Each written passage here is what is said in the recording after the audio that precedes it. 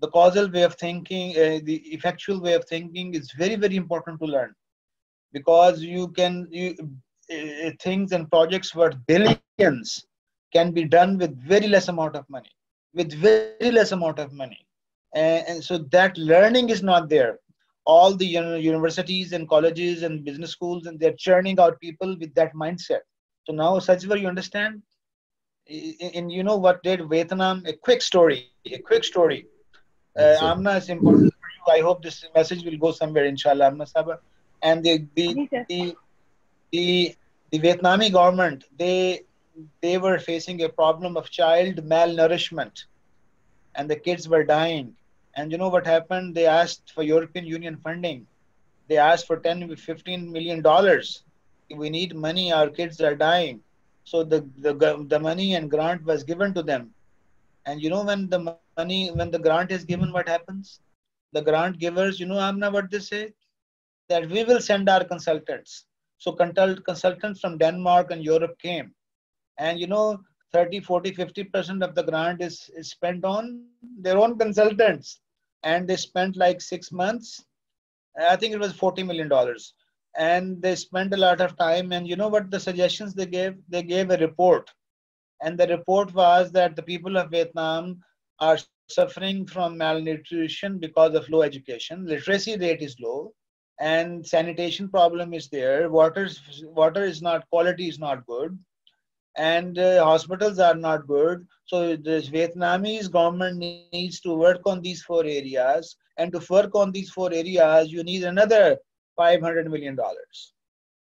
So spending $15 million, they got a 100-page document which were telling these four things. And these four things required Muhammad Ibad Khuram Rutba Panjamani another $500 million. So what did we get out of it? And that $15 million grant made them into a bad condition. So what happened? Another 3-4 years passed, and many kids died. And then again the problem arose, and they were worried what to do. But many European countries and some aid agencies approached that we will give you aid and funding and loan. But the Prime Minister said, no, we don't have a good experience. There was one person in Denmark who approached them, and he said, sir, I think don't take any, we will arrange a grant for you, but we will do in a very different way. Let us allow. That Danish person was a great person, very great human being, a great lover. And he said that don't worry about the money, and don't worry about a bad proposal. He came to Vietnam, Ho Chi Minh City, and he said, you just give me 2 months. Me and my wife and some of our friends, you just give us a hut, and I would like to live in a Vietnamese village.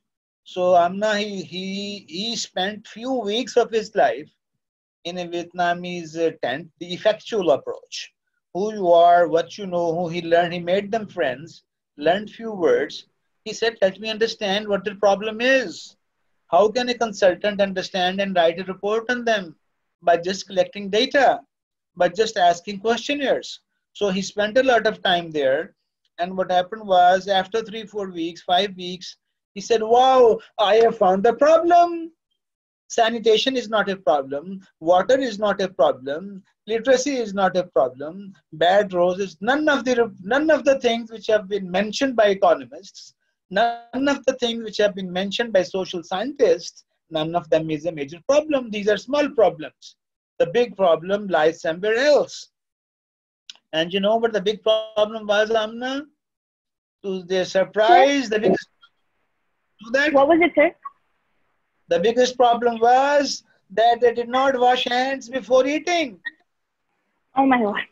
The biggest problem was that their food, they could have mixed seafood. वो क्या कहते हैं उनको? Sadiq Saab is here. Sadiq Saab, welcome. MashaAllah. Sadiq Saab, can you see me? Can I see? जी देख सकता हूँ. Alhamdulillah. Then they found out that they need to be trained in manners. The mothers need to be trained. They found out, Amna, that around 20% kids were very healthy, 80% were malnourished. They were worried, why is it happening in the same village? Same earnings, same lifestyle. These kids are healthy. These kids are, and they researched, they found out that the healthy kids' moms used to wash hands. They used to ensure to put some fish while they cook rice. They used to put some potatoes while they used to cook rice. And there are a few more things which are part of the lifestyle. And they said, wow, they selected those mothers and they invited other mothers to come and see their lifestyle. And you know what happened, Amna? In 3-4 months, that whole village came out of that problem. And you know what they did? They made that village a model village and asked other villages to come and spend few hours with this. And in 2 years, the whole malnutrition and death problem was solved. You got it? This is the effectual approach without getting loan, Rutba Saiba, without getting IMF and World Bank loan. So how to do this? How to teach effectuation to politicians, to bureaucrats, to rich people? How to take this message to the Chamber of Commerce? And Tigari, Sadiq Saab, can you hear, sir? जी जनाब. Okay, Janab, Amna Sahib, thoda sa time lag gaya upar, lekin it's over to you, so please get it done. Take control. Sadiq Saab, welcome. Sadiq Saab has been he has been on various committees. He's mashallah a very young man. He's a bit old. Age-wise, he's old, but his actions and his thoughts are as young as like 25, 30. His actions and his mobility, mashallah.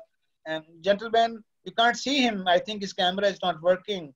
So, Mr. Sadiq, we have very young people from all over the world in this class: Karachi, Bangkok, Thailand, Russia. We have from Africa and Thailand, and very, very mashallah good body. So over to Amna Saba. She will be coordinating for the next. So Sadiq Sahab, you are supposed to listen, and then we will ask you for your comments. In fact.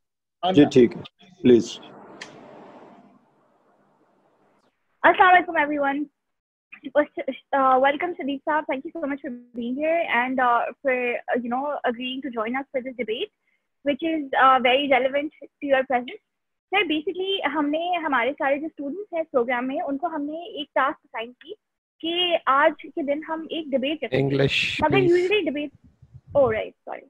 So basically, sir, we assign all the students in this workshop a task that we're going to ask them to debate on 2 different topics today. But instead of keeping it traditional and going the traditional way where you do causal effectuation, causal in entrepreneurship versus effective entrepreneurship, we decided that we're going to do something different, and we're going to present them with 2 scenarios, and the best person will not win, the best idea will win, right? Not the best terminology, but the best ideas. So that is the whole theme of today, and we're going to get started within a minute. I just want to make sure that I gave you a little background.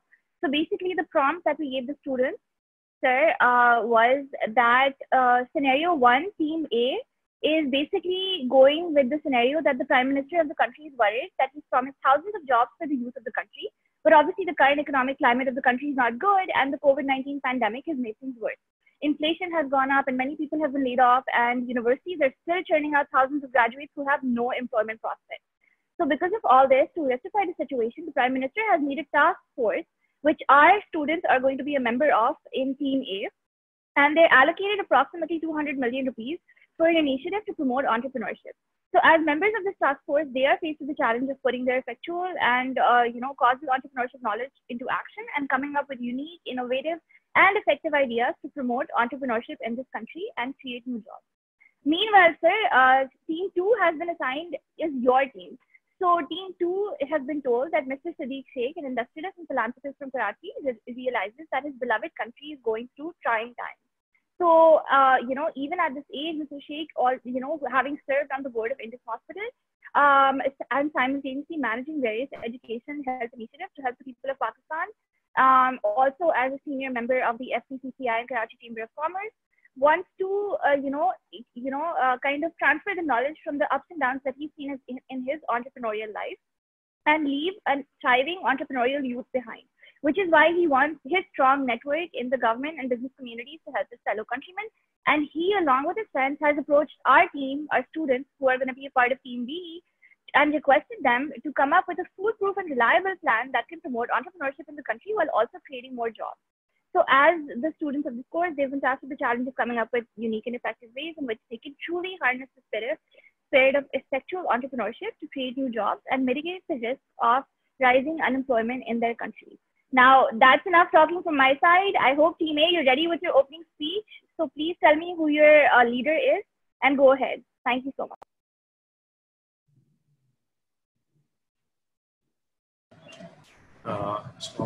Amna, I'll be presenting the idea that we guys have discussed. That's great, Abad. That's perfect. What I'll do is I'll turn on speaker view, and can you speak a little more loudly, please? Okay? Yeah, sure. Okay, so should I start? Yes, you can start. So we discussed on a lot of ideas, out of which we choose one idea of basically the idea is to provide interest-free or minimum interest loan to the youth or the people of the country who basically have a business ideas, who are potential to start up a business, but they are facing the problem of having the funds and the investment that they want to proceed. Now the thing is that previous governments have done this, but were quite unable to be successful in their aim what they had.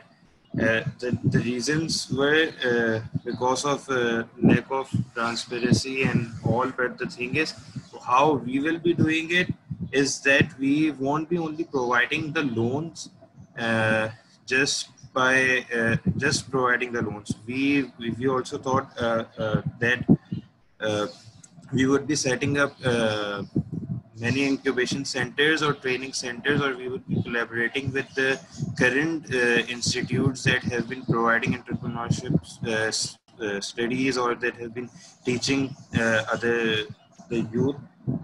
Apart from this, we would be collaborating with leading businessmen in Pakistan that could teach the youth basically about all the things that are required for a business to prosper. Like the one this courses, इस type के courses offer करवाएंगे. Not only the courses, but we would be helping them start up their business, not only just providing them loans or the monetary payment, but also by giving them or teaching them a particular set of skills.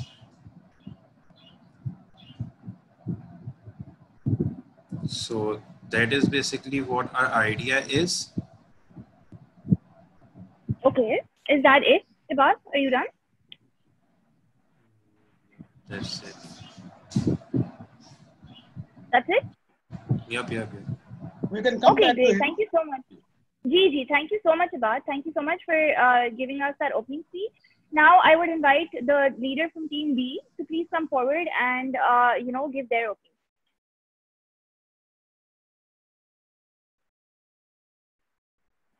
Who is the leader from Team B?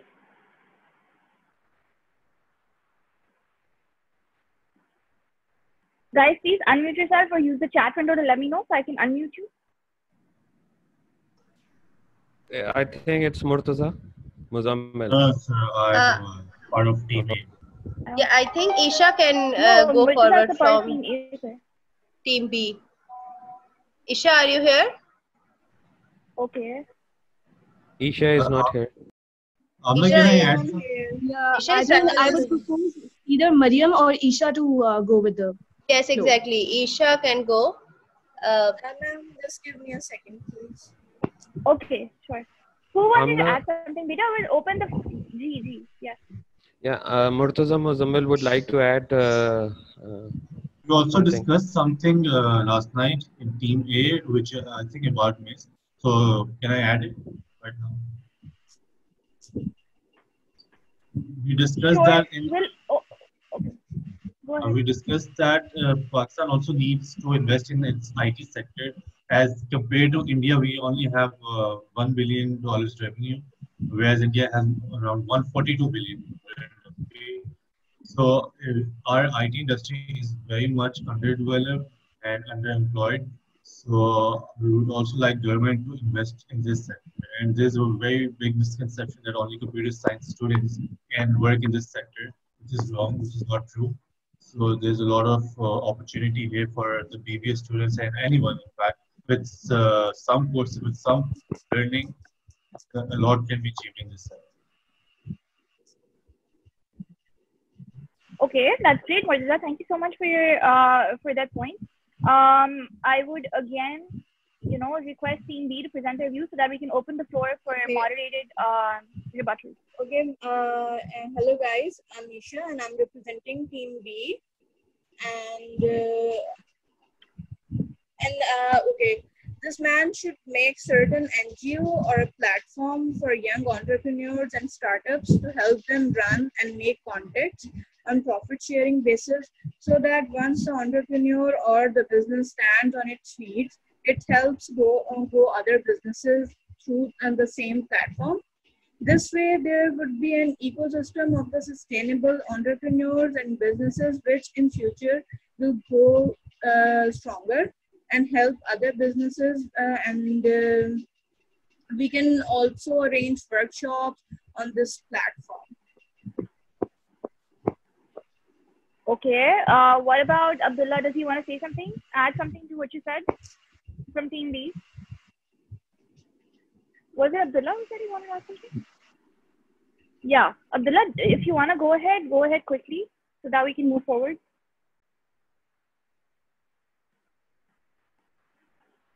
Isha, where's your deputy in command? Can I add? Yeah, sure, you can add. Go ahead, Mariam. So we made a PowerPoint and we all listed down all of our ideas. And one thing which was common in all of our ideas was that we all agreed to this. We should be there should be workshops that should be planned out for all of these people to make ignite the entrepreneurial spirit. And in those workshops, we will be asking them to reflect upon themselves, who they are. We will be teaching them those 5 principles of entrepreneurship, that is bird in hand and affordable laws and the lemonade principle and everything. So after this, when people would be introduced to this mindset, because a lot of people in Pakistan are not able to think that way. They are stick to that traditional mentality that they have to get a job and all everything that is again the opposite of entrepreneurship. So after that, when they will be introduced, then like Mr. Siddiqui Sahab can then through his contacts he can then can bridge those gaps. And we thought of why not there should be a meet and greet session between the investors, the industrialists, and the people, so that they can connect with themselves. And apart from that, we also thought that through the contest we can provide some volunteer work or internships to those people, so they know that what their fort is, what they are interested in. And after that, when they're able to complete their volunteer work or internships, after that they will come up with an idea and present it. We also thought of an idea pitching competition. On the basis of that, the investors and industrialists will be funding their idea which they think will be suitable for them, and these ventures will create employment opportunities for other people. There will be a chain of entrepreneurship that will be started in the country. And yes, this was it. If I may add something to what Mariam was saying. So okay, but last point, yes.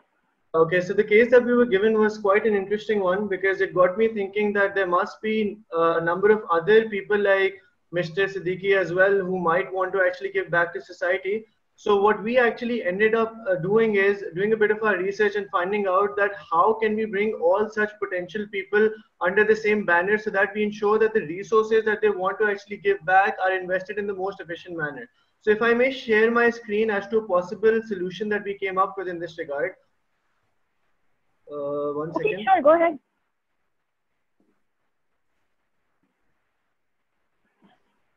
Okay, while Abdullah is sharing his screen, I would invite Team A to be ready with their counter arguments, because after this, we're opening the floor for rebuttals and counter arguments, cross-examinations. Okay. We would like to welcome Professor Hans from Germany. He joined in. So, Professor, this is an interesting debate going on. The Prime Minister of the country has My screen sharing is disabled. No, it's now possible now. Please do it. You can do it. So Professor Hans is on the ship right now. Oh, he's on the ship. Wow. He's in Thailand in the ship. So Professor Hans, the Prime Minister of the country, has asked these young men and women to advise him. And on the other hand, we have Mr. Siddiqui nahi. Siddiqui साहब भी mind नहीं करेंगे वैसे वो Siddiq Sheikh. Siddiq Saab is a philanthropist. He's a mashallah, and he wants to do something. So these two groups will be suggesting in a while. Ji, over to my friend. On the screen? Yes, Abdullah. Yes. So basically, I actually went and did some research as to what exactly is the social problem that plagues our society. There's a number of people in our society who actually wish to do better, but the problem is that all of these resources are not really ending up in the right hands. So just to show you a bit of the statistics here, that Pakistan is actually donating more than 500 billion a year, but all of these are going to NGOs that are either not properly registered, or there's a huge wastage of these resources. So to ensure that such a thing does not happen in the case of Mr. Siddiqui, let's suppose, to show the particular problem that I identified and the solution that our team eventually came up with through an amalgamation of our brainstorming of ideas.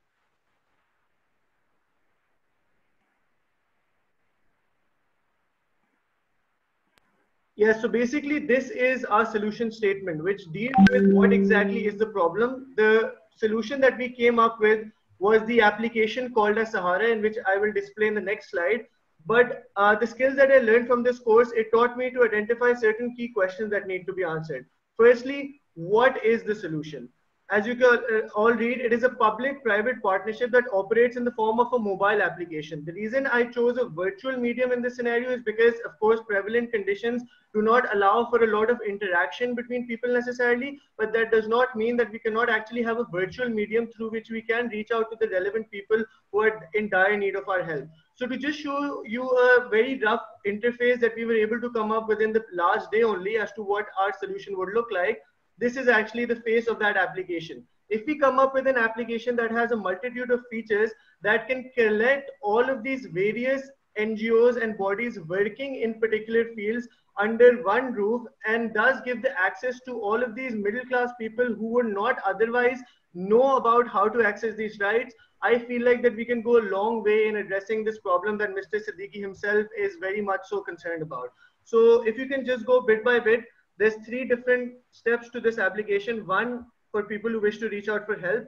One invest option for people who wish to actually, like Mr. Siddiqui, do some sort of philanthropic work for any of these NGOs that have been struggling to make ends meet.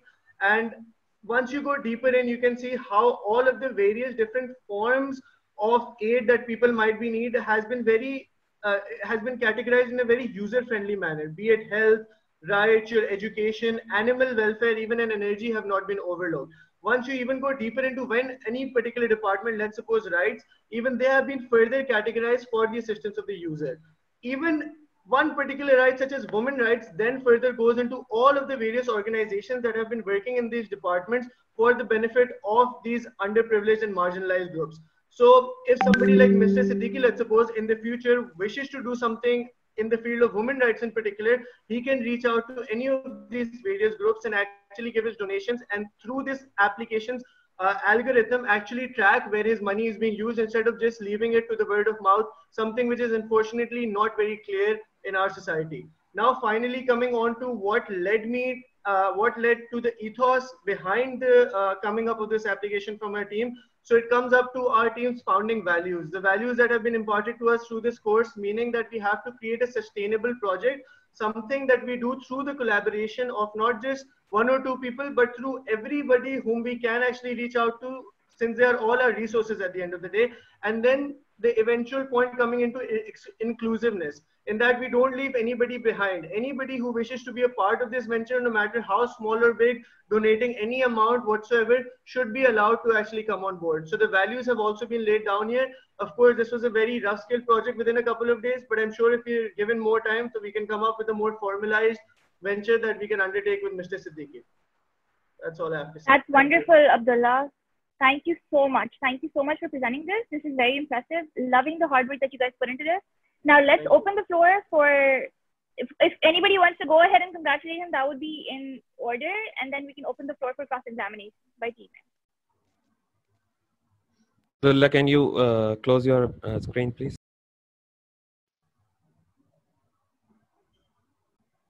Great. Thank you so much, everybody. Okay, Team A, you're free to cross-examine. So now somebody from your team can start the moderated part of this debate.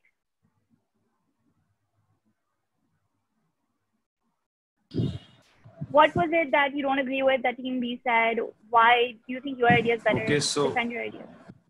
So my question is from Abdullah, that he just said that they would be making this app and it would be easy to make sure and track the transactions that are being done during this whole scenario.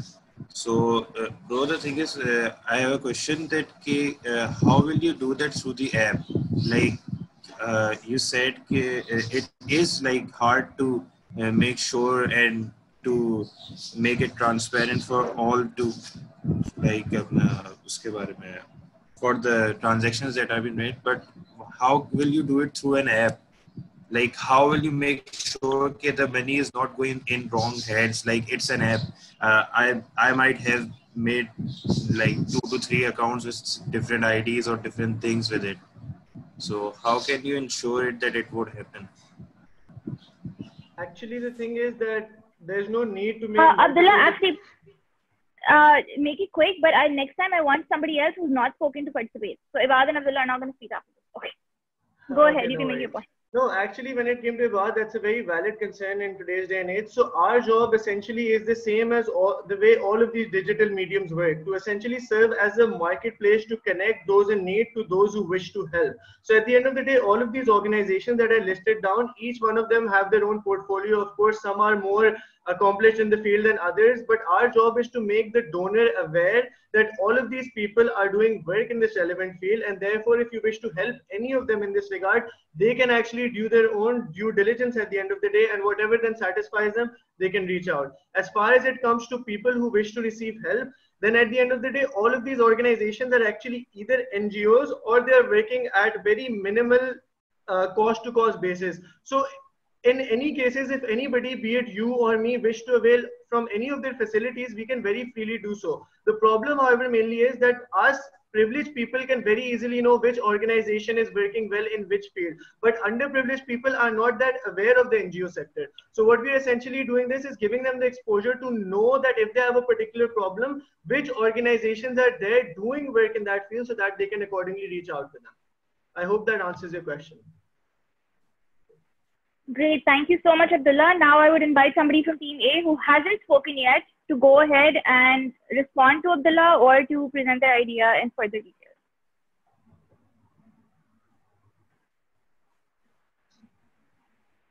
Guys, you should have your speakers ready. Like, you know, there should be more flow to this. I would like the Team A to explain a bit more, because it's very easy to say that we will do this and do this.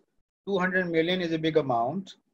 What these people will consider while the task force money is given to various agencies to execute. So they have to think, at least loud thinking can still be done in runtime thinking can be done in light of the course. Because we have seen when we give a lot of money, people waste it. So what do you think will be important for the task force to ensure that things are spent in the right way and the money reaches to the common people of the country? Yes. Sir, the task force will not be lending the money directly to the end consumer. Instead, the government will partner up with commercial banks and microfinance banks and incubation centers that are already working in the industry. So the government will partner with them and provide them funding so that they don't have to do all the work on their end, and the existing organizations do the work till the government keeps a check on them, providing them with the funding. That's how we plan to proceed with this idea. So I just intervened. So the groups are free to challenge each other. I just intervened because these are some real-time questions. Because anybody who gets a loan from the government, rarely he returns. So how will the Prime Minister Task Force ensure that? It's very easy. Commercial banks, it's not easy to make them agree at the first instance. They will not easily give money because the money which is given in many cases will be lost. So what this task force is going to recommend? How will they ensure? The easiest thing is to give them a loan from commercial bank. That is the most easiest thing. But that is against the spirit of this course. This course talks something else. This course talks something else. Need to apply the concepts of this course. You can also jump in. Other friends, they can. Anybody? Is it Amna? Are they allowed? Yes, sir. We are allowed. No, sir. You can jump in. Sir, our idea is divided into two parts. One is the part where we will be providing skill training to the people who do not know how can they work in the IT industry or agriculture industry. Like currently, I'm an accounting and finance student, and 3 years ago I thought that I can never work in the IT industry as I am not a CS background student. But currently, I am operating my own digital marketing agency, which is totally totally related to IT industry, and I receive my training through YouTube channels and YouTube videos. So we were thinking that we will provide skill training to the people through these videos and through workshops that are already being organized, but the government will fund those organizations to provide the students with scholarships at the institutes. And when someone has gained their skills and they come up with an idea, so the commercial banks and microfinance banks will provide them with the funding that has been provided by the government, partially by the government and partially by the banks at a minimal interest rate. And we have seen in the past that Kareem joint ventured with a commercial bank. Government joint ventured with Kareem and JS Bank Limited to provide a loan at 6% interest rate, which was lower than the current CIBOR interest rate at that time, and it helped many people it helped in providing earning to many of the Kareem drivers that were new to the industry. So this is how we are going to divide our idea into two parts. Great, good idea. Anybody else? Sadiq Sheikh Saab has been working around in this space for a while, and one of his biggest challenges is how to build a good team who can work for him, because he can only give strategic direction for this group. This was another interesting question. Mariam Abbas, because he needs like 10, 20, 30 people who can, so this is one of his biggest challenge. He keeps on talking with me that Shahid, can you give me some people who are crazy enough, who can take this mission, and I will connect with them and we can do it nationwide. Where will you find these people? From the moons, Mars? Sadiq Saab ko kahan se log milenge? It's a problem on both sides actually. Asad Umar and Usman Dar was saying that we once again need very high energy people. Where will we get those people from? So this is a big challenge to get the concepts right, to get the people right. So this was the purpose of this debate, that we need to find some solutions from you, both of those.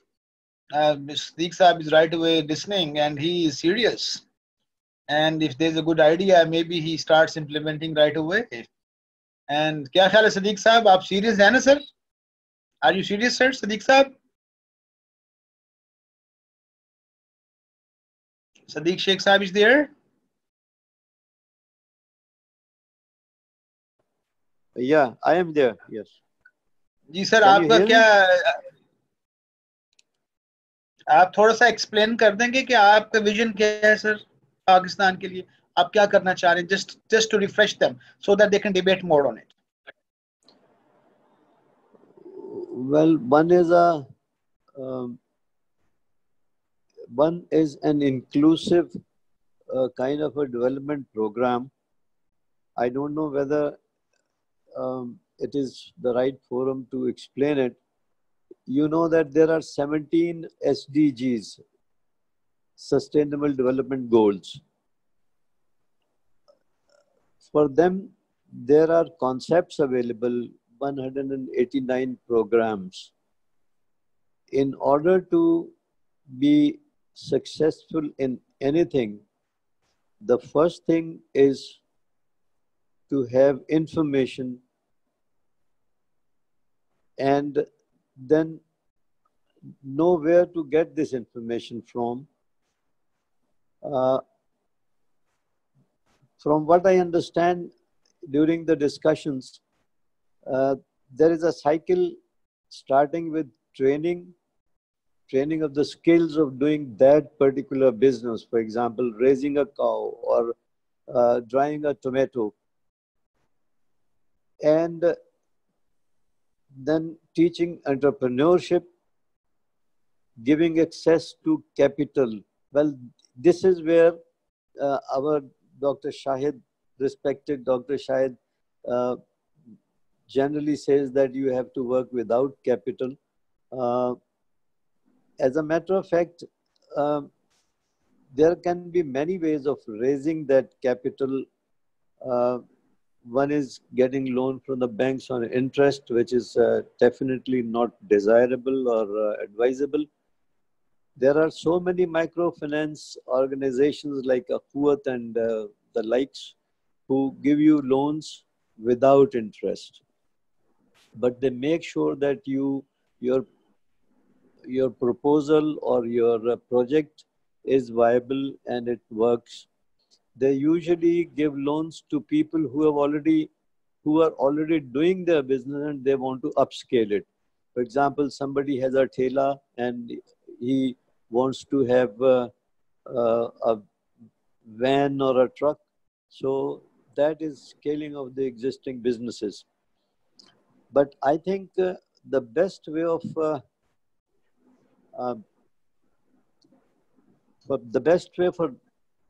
the youth is to look around. What is already available, it is all for you. There are so many manufacturers and producers of so many things who do not have an access to the market, or they do not brand their products because they are not taught to standardize the products. Though you have to train them to standardize the products, get them certified. For example, in Pakistan, there is PCSQCA, PCQCA, PSQCA, which issues the certificates for their standardization. And then you can go to IPO, the Intellectual Property Organization, where you can get your brand or your process registered. This is one way of doing it. The other way, there is a lot of wealth spread all over Pakistan. If we are talking about Pakistan, for example, HEJ, the ICCBS, the International Center for Chemical and Biological Sciences at the University of Karachi, they own hundreds of patents and they have produced so many prototypes. They are available there, but they are not able to bring these items or these ideas or services to the market because they need the essential middleman's or middle girls link is missing. They are doing research in their labs and stacking them into their shelves or keeping them in their machines or labs. But market is deprived of all those ideas. This organization, for example, has been working for over 40 years and they have hundreds of patents. Their products are not coming to the market. I would invite every one of you or whoever is able to go there and find out what are the products they have produced so far, what are the processes or what are the ideas they have been working on. This is one thing. The other is there are 12 departments of science and technology, Ministry of Science and Technology in Pakistan, which includes PCSIR and PARC and oceanology and all that. They have been conducting research at the cost of the taxpayers' money. Billions and billions of rupees have been spent, and there are millions being spent now on the salaries of those PhDs who are working there. Their products have also not come into the market.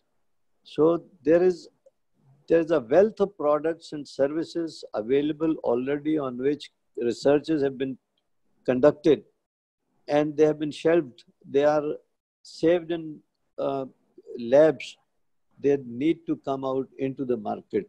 And the way to do is the young people who are willing to work hard and willing to take the risk. Just as I said, the first point to start is information. Go and get the information, what is already existing, what they have done, and where are the gaps. And the other is to muster courage to take those things and try to see where the markets for those products exist. Take those products to those markets, and in between you will need, of course, capital, branding, registrations. For that, the Federation of Pakistan Chambers of Commerce and Industry or chambers can help you pro bono, no charges. We will give an access to PSQCA. We will even introduce you to PCSIR and the departments of the Ministry of Science and Technology, and to HEJ, the ICCBS, the International Chemicals and Biological Sciences, where they have conducted Dr. Ataur Rahman and their teams. As a matter of fact, perhaps you need to invent new things and processes also, but easier than that would be to find out what has already been done. Like in the PhD thesis, you have got to do the course contents first and try to find out from the library research what has been done already on that field. I would suggest to Shahid Qureshi Sahib and his teams to go out and make an inventory of what is available in terms of products and services which are marketable. And on the other hand, when you talk about the services which are available, for example, somebody was talking about we want to create a database on which services like health or education or entrepreneurship or trainings are available where, and who are the ones who need them on the one hand, and on the other hand, who can provide help or donations or funding for them to. MashaAllah. Sadiq Sahib, I have a quick question. Sadiq Sahib, आवाज आ रही थी? Are you hearing me? So once again, but Sadiq Sahib. Yes, it is there. Okay, Sadiq Sahib, one quick question because we are running out of time. We have like 10 minutes. Sadiq Sahib, if you are, for example, you are the Minister of State Youth Affairs and you are given like 200 million rupees, what will you do, sir? How will you do to promote entrepreneurship?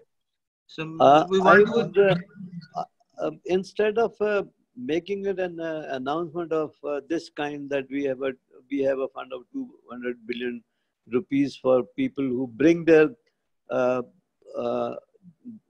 projects to us, I think this money must go to interest-free microfinance companies like Ahuat and the others, and they must have their own infrastructure to examine Okay, actually those the ideas. projects. We have the SMEs, for example, but they lack the capacity to produce some uh, uh, feasibilities. There are gaps.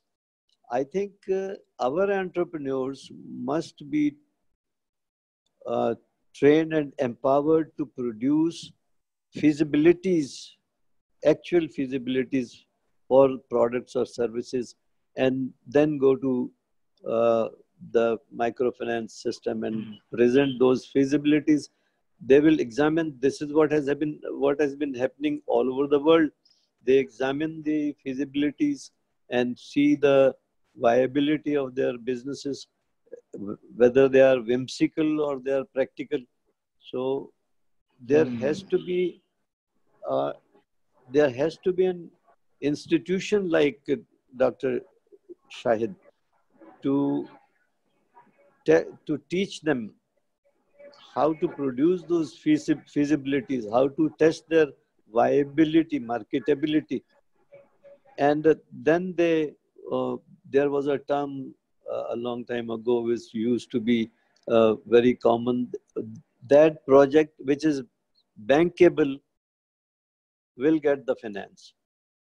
So there has to be a trainer, there has to be an assessor, appraiser, and then they will get the capital after examining whether they have really done the correct cycle of where it is produced, where it is packed, where it is registered, where it is marketed, and where it is consumed and how. So uh, this has to be a it is not difficult. Then I have some ideas. If you have time, for example, you have seen that tomato, for example, at some points in time, its price is 10 rupees a kilo, and at some points in time, it goes to or even beyond 200 rupees a kilo.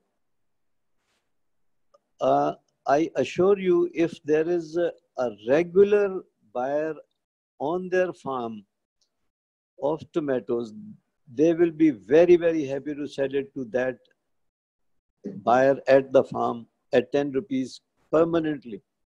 Permanently means whenever there is a season, and there are 2 seasons for it, they will produce for them and sell them on their farm. Now, on their farm, if you can have a sun dryer or a solar dryer, which is worth, Azhar Saab was telling me that it is within 100,000 rupees.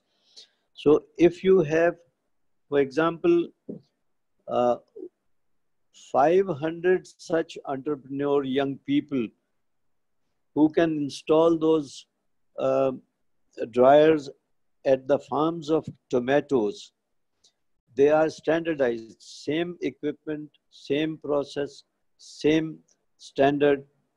They can all form a cooperative for the marketing. First of all of these will be quality controlled on the same standards, and then it will be branded under one banner, marketed under one banner, produced by maybe 500 or 1,000 entrepreneurs at small uh, farm sites with their solar dryers. This is one of the things. Then you go to the cattle market, for example, not cattle, dairy market. Uh, in Landi, there are 10,000 dairy farms. They have something like 400,000, 350,000 plus dairy animals, milking animals. They are producing milk, they are selling milk, period. There can be downstreaming if there are 10,000 farms. If there are only 100 boys or girls who take their small machines, they're producing butter or cheese on spot. Hundreds of boys and girls making these butter and cheese with the same machine, with the same technology, with the same, somebody said training, with the same training sets, with same standard of quality control, and one brand. This can be a cooperative of hundreds of boys or girls producing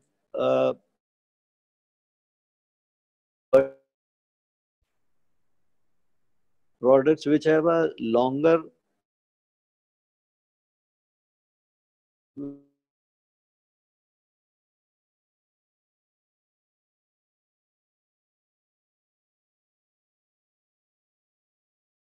Can you hear Amna? Yes, sir. No, sir. No, sir, we can't hear. Let him come back. So once again, is there a difficulty? Ji Sadiq Saab. Now, Yes, sir. I am promoting cooperatives. Hmm. I am are you listening to me? Can you Yes, sir. Yes, sir. my words? This is what our American professor Tamara was saying, actually. Similar to this, yes. Exactly. Wonderful. Yes, in America, the opportunities are of a different kind. In Pakistan, there are opportunities of a different kind. In Pakistan, luckily, the opportunities are huge and diverse. For example, if you go to Thar coal mines, you do the briquetting there, compression of those coals so that they become heavy and they condense, and you do not spend a lot of money on transportation. So you transport those briquettes to cement industries or whoever instead of sending trucks and trucks and trucks of a very small load on them. So Pakistan has opportunities like if you go to interiors, they produce Ralli, for example. Yes. So once again, we're having very good suggestions. A lot of beautiful designs. You can hire urban designers. They should produce the designs based on Ralli. You standardize your raw materials, your thread, your designs, and ask them to make the thread which you have produced here. Because Ralli is not getting good price for the time being because it is not standardized. I would suggest, like you see that there was once Barize, an embroidered clothes marketing company, Barize. Yes. I would suggest you make long cloths of Ralli, or make them like the others are doing. They are making 2-piece or 3-piece sets, but they have to be standardized. You have to give them materials. You have to give them specified stitches per inch. You have to give them the needle to use. You have to give them the thread to be used, and then standardize it. And you guarantee its colors and its durability. You will be able to do it if you really buy the fabrics from the best producers, standardize them. Best producers of thread, best producers of, then for that you need an urban designer. Yes. Sadiq Sahab, there's another. Then there is just one more point. The point is that they must learn to live and love together and to do business together. Hundreds of boys and girls together make one corporation. If there is one owner, for example, a company, there is one owner of a company who employs thousands of people. Now, instead of employing thousands of people, you can have hundreds of owners of those company, those who work on cooperative basis, and they get their products made from hundreds of sources, but on the same standard, so that you can brand them as one product. And if J can sell it, if Khadi can sell it, you can sell it too. And your idea of producing long clothes from rallies, or dresses from rallies, or that will be a great help to those workers in the rural areas who produce rallies and they don't get their enough remuneration. Then there are so many products in Pakistan like daris, you know, dari, the cotton mats, they are produced, and case also, they are produced in the rural areas, they are sold in the rural areas. Yes. And they don't get enough price. If you add quality and design and standardization to it, you can sell like Pierre Cardin or any brand if really it is standardized. So that is where everybody, I think Sadiq sir, it's coming. These young people. Sadiq sir, two comments are coming. One is Rutba Panjamani is our student, and she's saying that yes, Sadiq Shah shall work with the government and try to convince the schools, the high schools and colleges to start teaching entrepreneurship to our young kids in class 3, 4, 5. What are we waiting for? So this is one point. So what is your take on it, sir? What is your take? Sadiq Saab, your opinion. The HEC has already specified ORIX, Office for Research and Industrialization's Commercialization. Are you aware of these things? So yeah, I know that, sir. I done research, but they are in a way, most of them are inactive, sir. They don't know what to do. Officers have been made. Their officers without their qualification or competence or relevance of competence, they have been placed there and they are doing nothing because they don't know what the way is. The proper way of doing things is to make a complete cycle. Like an architect produces the entire plan of the house before moving even one brick. So this is how the whole thing has to happen. If you are going to have ORIX, you must have the full concept on it. And the architect makes the complete details, but of course the execution is brick by brick. This is what has to happen. Without... Sir, a last comment, sir, one more question. Our student, Aina, she's from Namibia. She's from African country, and she has a very good suggestion for us. Yes. She's saying that in the halal market, there's a huge market opportunity in the halal market, and Pakistan should really work on it. This is what you're saying, Aina? There's a huge opportunity in Pakistan, and she said that she was working on a project to send something from Bangkok to Singapore, and she found out that they want halal certified products. And my professor Hans is from Bangkok. He's saying that what was he saying? 90% of enterprises in Thailand apply for halal certificate, and they are non-Muslim companies. 90% are non-Muslim companies. So my friend Hans, Michael, is sitting on a boat right now. It's on a river. Michael, where are you, Hans? Where are you right now? No, I'm just at my home in Phuket, south of Thailand. Okay. What I want to say is that there was this interesting finding, and my question is according to this: we were looking into 10 Asian countries with a sample size of 20,000. And we thought if you have your own funds and if you have government grants, you will be more innovative. And surprisingly, most significant was that those who have own funds or government funds are less likely innovative.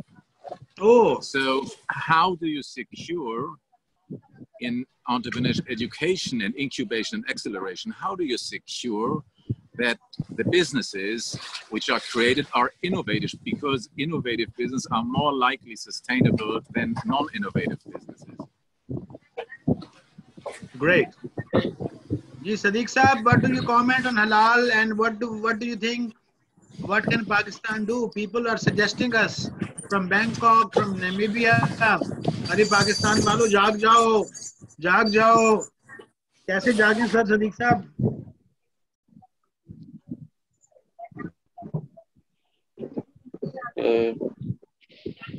He's not here. And you okay? So once again, I think it's Amna, because we are running out of time. So we will. I think still, you know what happened with the government scheme, Usman Dar.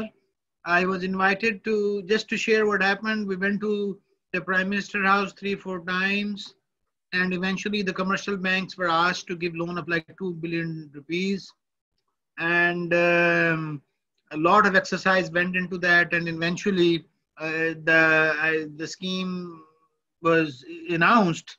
It was announced, and people are still waiting for funding, and things are on hold. So Pakistan is in an economic crisis. The whole world is in an economic crisis, and we are still nowhere.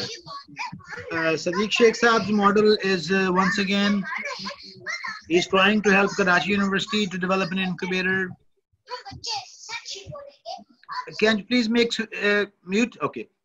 And then what we can, the Sadiq Sheikh's model is he's also, he's a philanthropist, but it took me a while to teach him effectuation. And it has been many years, Aina, and I was not able to explain effectuation. The problem is even our entrepreneurs who become rich, who become billionaires, they gradually start thinking causally. And that is a very big problem. So whenever he used to make a philanthropy, hence, he used to give a lot of money to an institution and say, do it, make a plan and do it. And those people don't have the capacity. So many times his philanthropic money got waste. So I kept on asking him, so he's gone. I hope he's not listening. So I hope he's not listening, otherwise he will, he's my friend. And so what happens is that you forget that you were an entrepreneur, so we forget that process. The effectuation and the entrepreneurial process is a bit painful, hence it takes time. It takes a while. You have to go through that effort and sweat. It can't happen without sweating and without effort and late night sitting. So we forget that. We have the tendency to forget it very quickly. So in Sadiq Saab's case, I think once again, he has to find crazy people, good faculty members. He has to convince teachers. And I think what German teachers are doing, what I've seen in Finland and Singapore, we really need to make islands. And what this Professor Tamarin is doing in Bolivia. And microfinance institutions, I think, can be a good, Akhuwat in Pakistan can be a good idea. Grameen Bank in Bangladesh can be a good idea. So we really need islands of people like Heinz Michael and all of these people in the class. These can become islands. These can become islands, and they can start working in their own areas and localities. And we can stay connected, and gradually we can build on, and things can happen. If things can happen in Bolivia, in Cuba, you know, Cuba is very good in medical facility. So this is my humble opinion, and we don't have a definite answer. Sajivar sir, we're still looking for an answer. The answer is not that easy, and the answer is going to unfold, but it depends on these small things.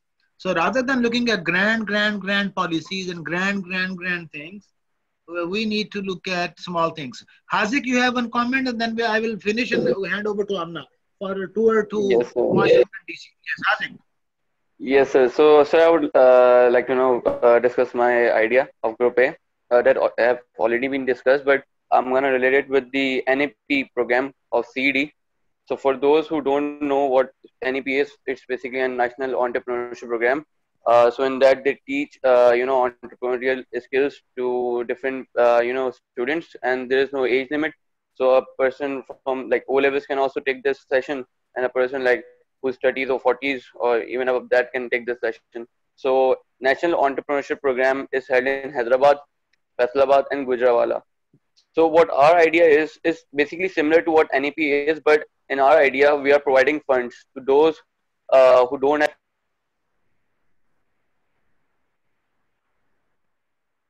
Mute. everything. And now my other point is what Siddiq Saab said, that we should target more towards the what Pakistan has to offer. So basically what my idea was that we can open a small stalls like french fry stalls or burger stalls or limca stalls.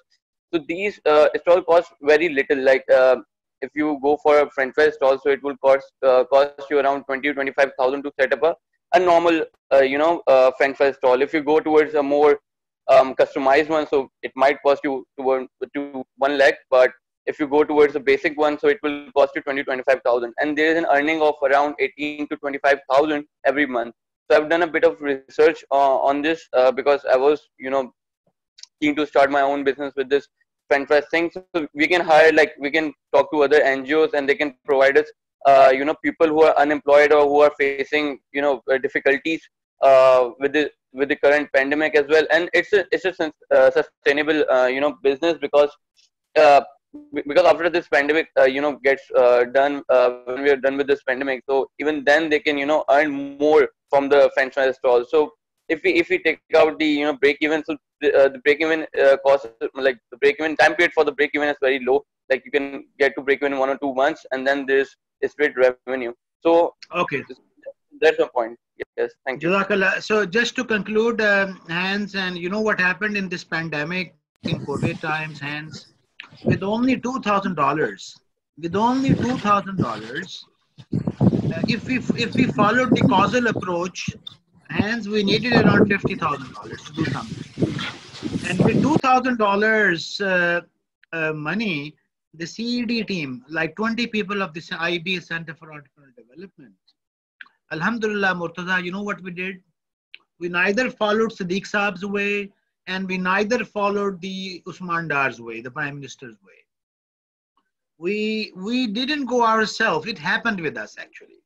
I'm humbled to say we were able to reach 10,000 people. Around 10,000 people were approached, and we offered an online free course.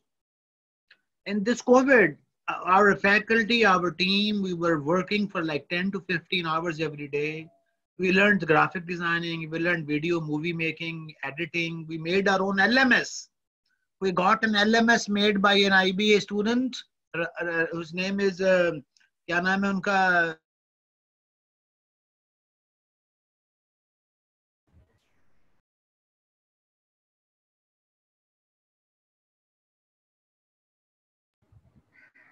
So we lost your voice.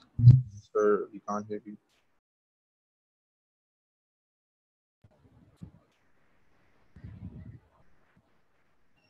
Amna, you there? Sir, I'm here. Ji, sir. I think we lost Dr. Shahid Saab. Okay. Okay. Okay.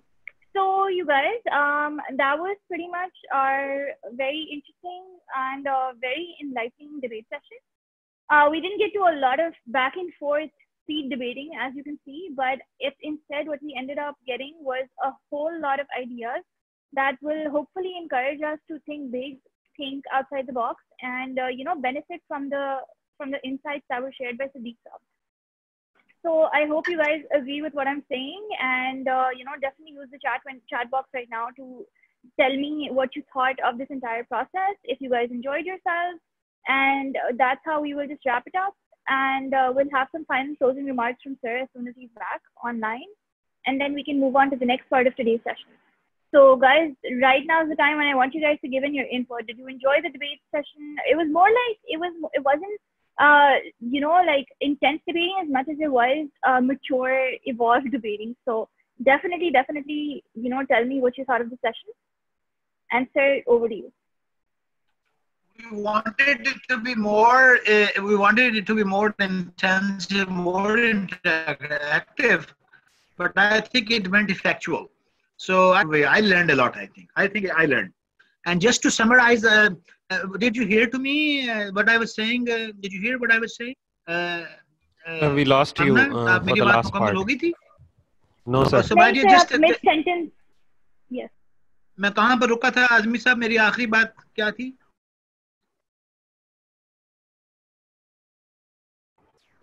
So you last talked about getting an LMS made from an IBA student. Okay, great. Just a few sentences.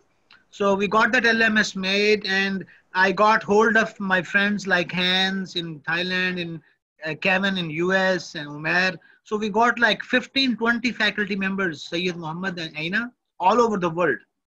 And and why did you join us, Hans? What made you, what made you come, Hans? Made me come to IBA and to the summit course. Yeah, all over in a purpose of in this program in contribution. Yeah. Because the key is to learn to stand and to stand up. So to have an idea, turn the idea into an opportunity, and launch the business, and let no one talk you out of an idea when times are getting tough. So you need a network of people who teach you, mentor you, and coach you. That's why we are here. So you see, my friends, the last point is, we experienced that a small center like IBACD with 2,000 euro or dollars can influence thousands of people in the country. And we have 200 universities in Pakistan. We have thousands of colleges and teachers in Pakistan. We have thousands of universities in the world. It's just a matter of deciding yourself. It's a matter of belief and faith. It's just a matter of taking a step. And Murtaza, it is effectuation. We don't need commercial banks. We don't need commercial lendings. We don't need heavy items and marketing and spending billions. We just start away and here you go. And this is the course is all about. This whole course is all about love, effectuation, sympathy, empathy, networking, universal brotherhood. Look at this beautiful scene. You see people from different colors and languages and races and religions. They're here for a common cause to make this world a better place. So you see, this how beautiful this you see bouquet of flower becomes. So with this, I would like to thank Amna and the team. So Amna will going to take you to a trip of Washington DC, and and then she will take you to Karachi and then to Spain. So thank you. And then she can finish in like 50-60 minutes, and then you can have, that's the end of the formal session. And tonight we'll be having Dr. Umair, and all the academic sessions are almost over. We will be having a effectual lunch activity on Monday, Hans. That'll be very interesting. So I think you should also cook, and I will also cook something. Over to Amna. Thank you so much, sir. Thank you. You guys, I will give you 5 more minutes to unmute your mics and say anything if you want to about today's session before I launch into my my entrepreneurial journey. So this is the time that you can use to actually say anything and everything that you want, the discussion that we had. So is anybody interested, or should I just go ahead? Ibad, Abdullah, Mariam, anybody want to say anything? अब क्या है? अब बस मैं ये tour कराएगी Washington DC का. Yeah, like Asghar Saab is saying, if you do say something, it's going to be counted as positively towards your CP. So you have something to share, go ahead.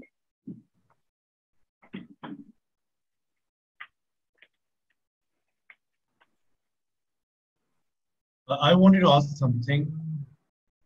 Actually, I wrote something in the chat. So I was thinking that we're talking about starting new businesses and creating employment. So why don't we why don't we also focus on reviving our industries which used to be the strength of Pakistan, like textile industry?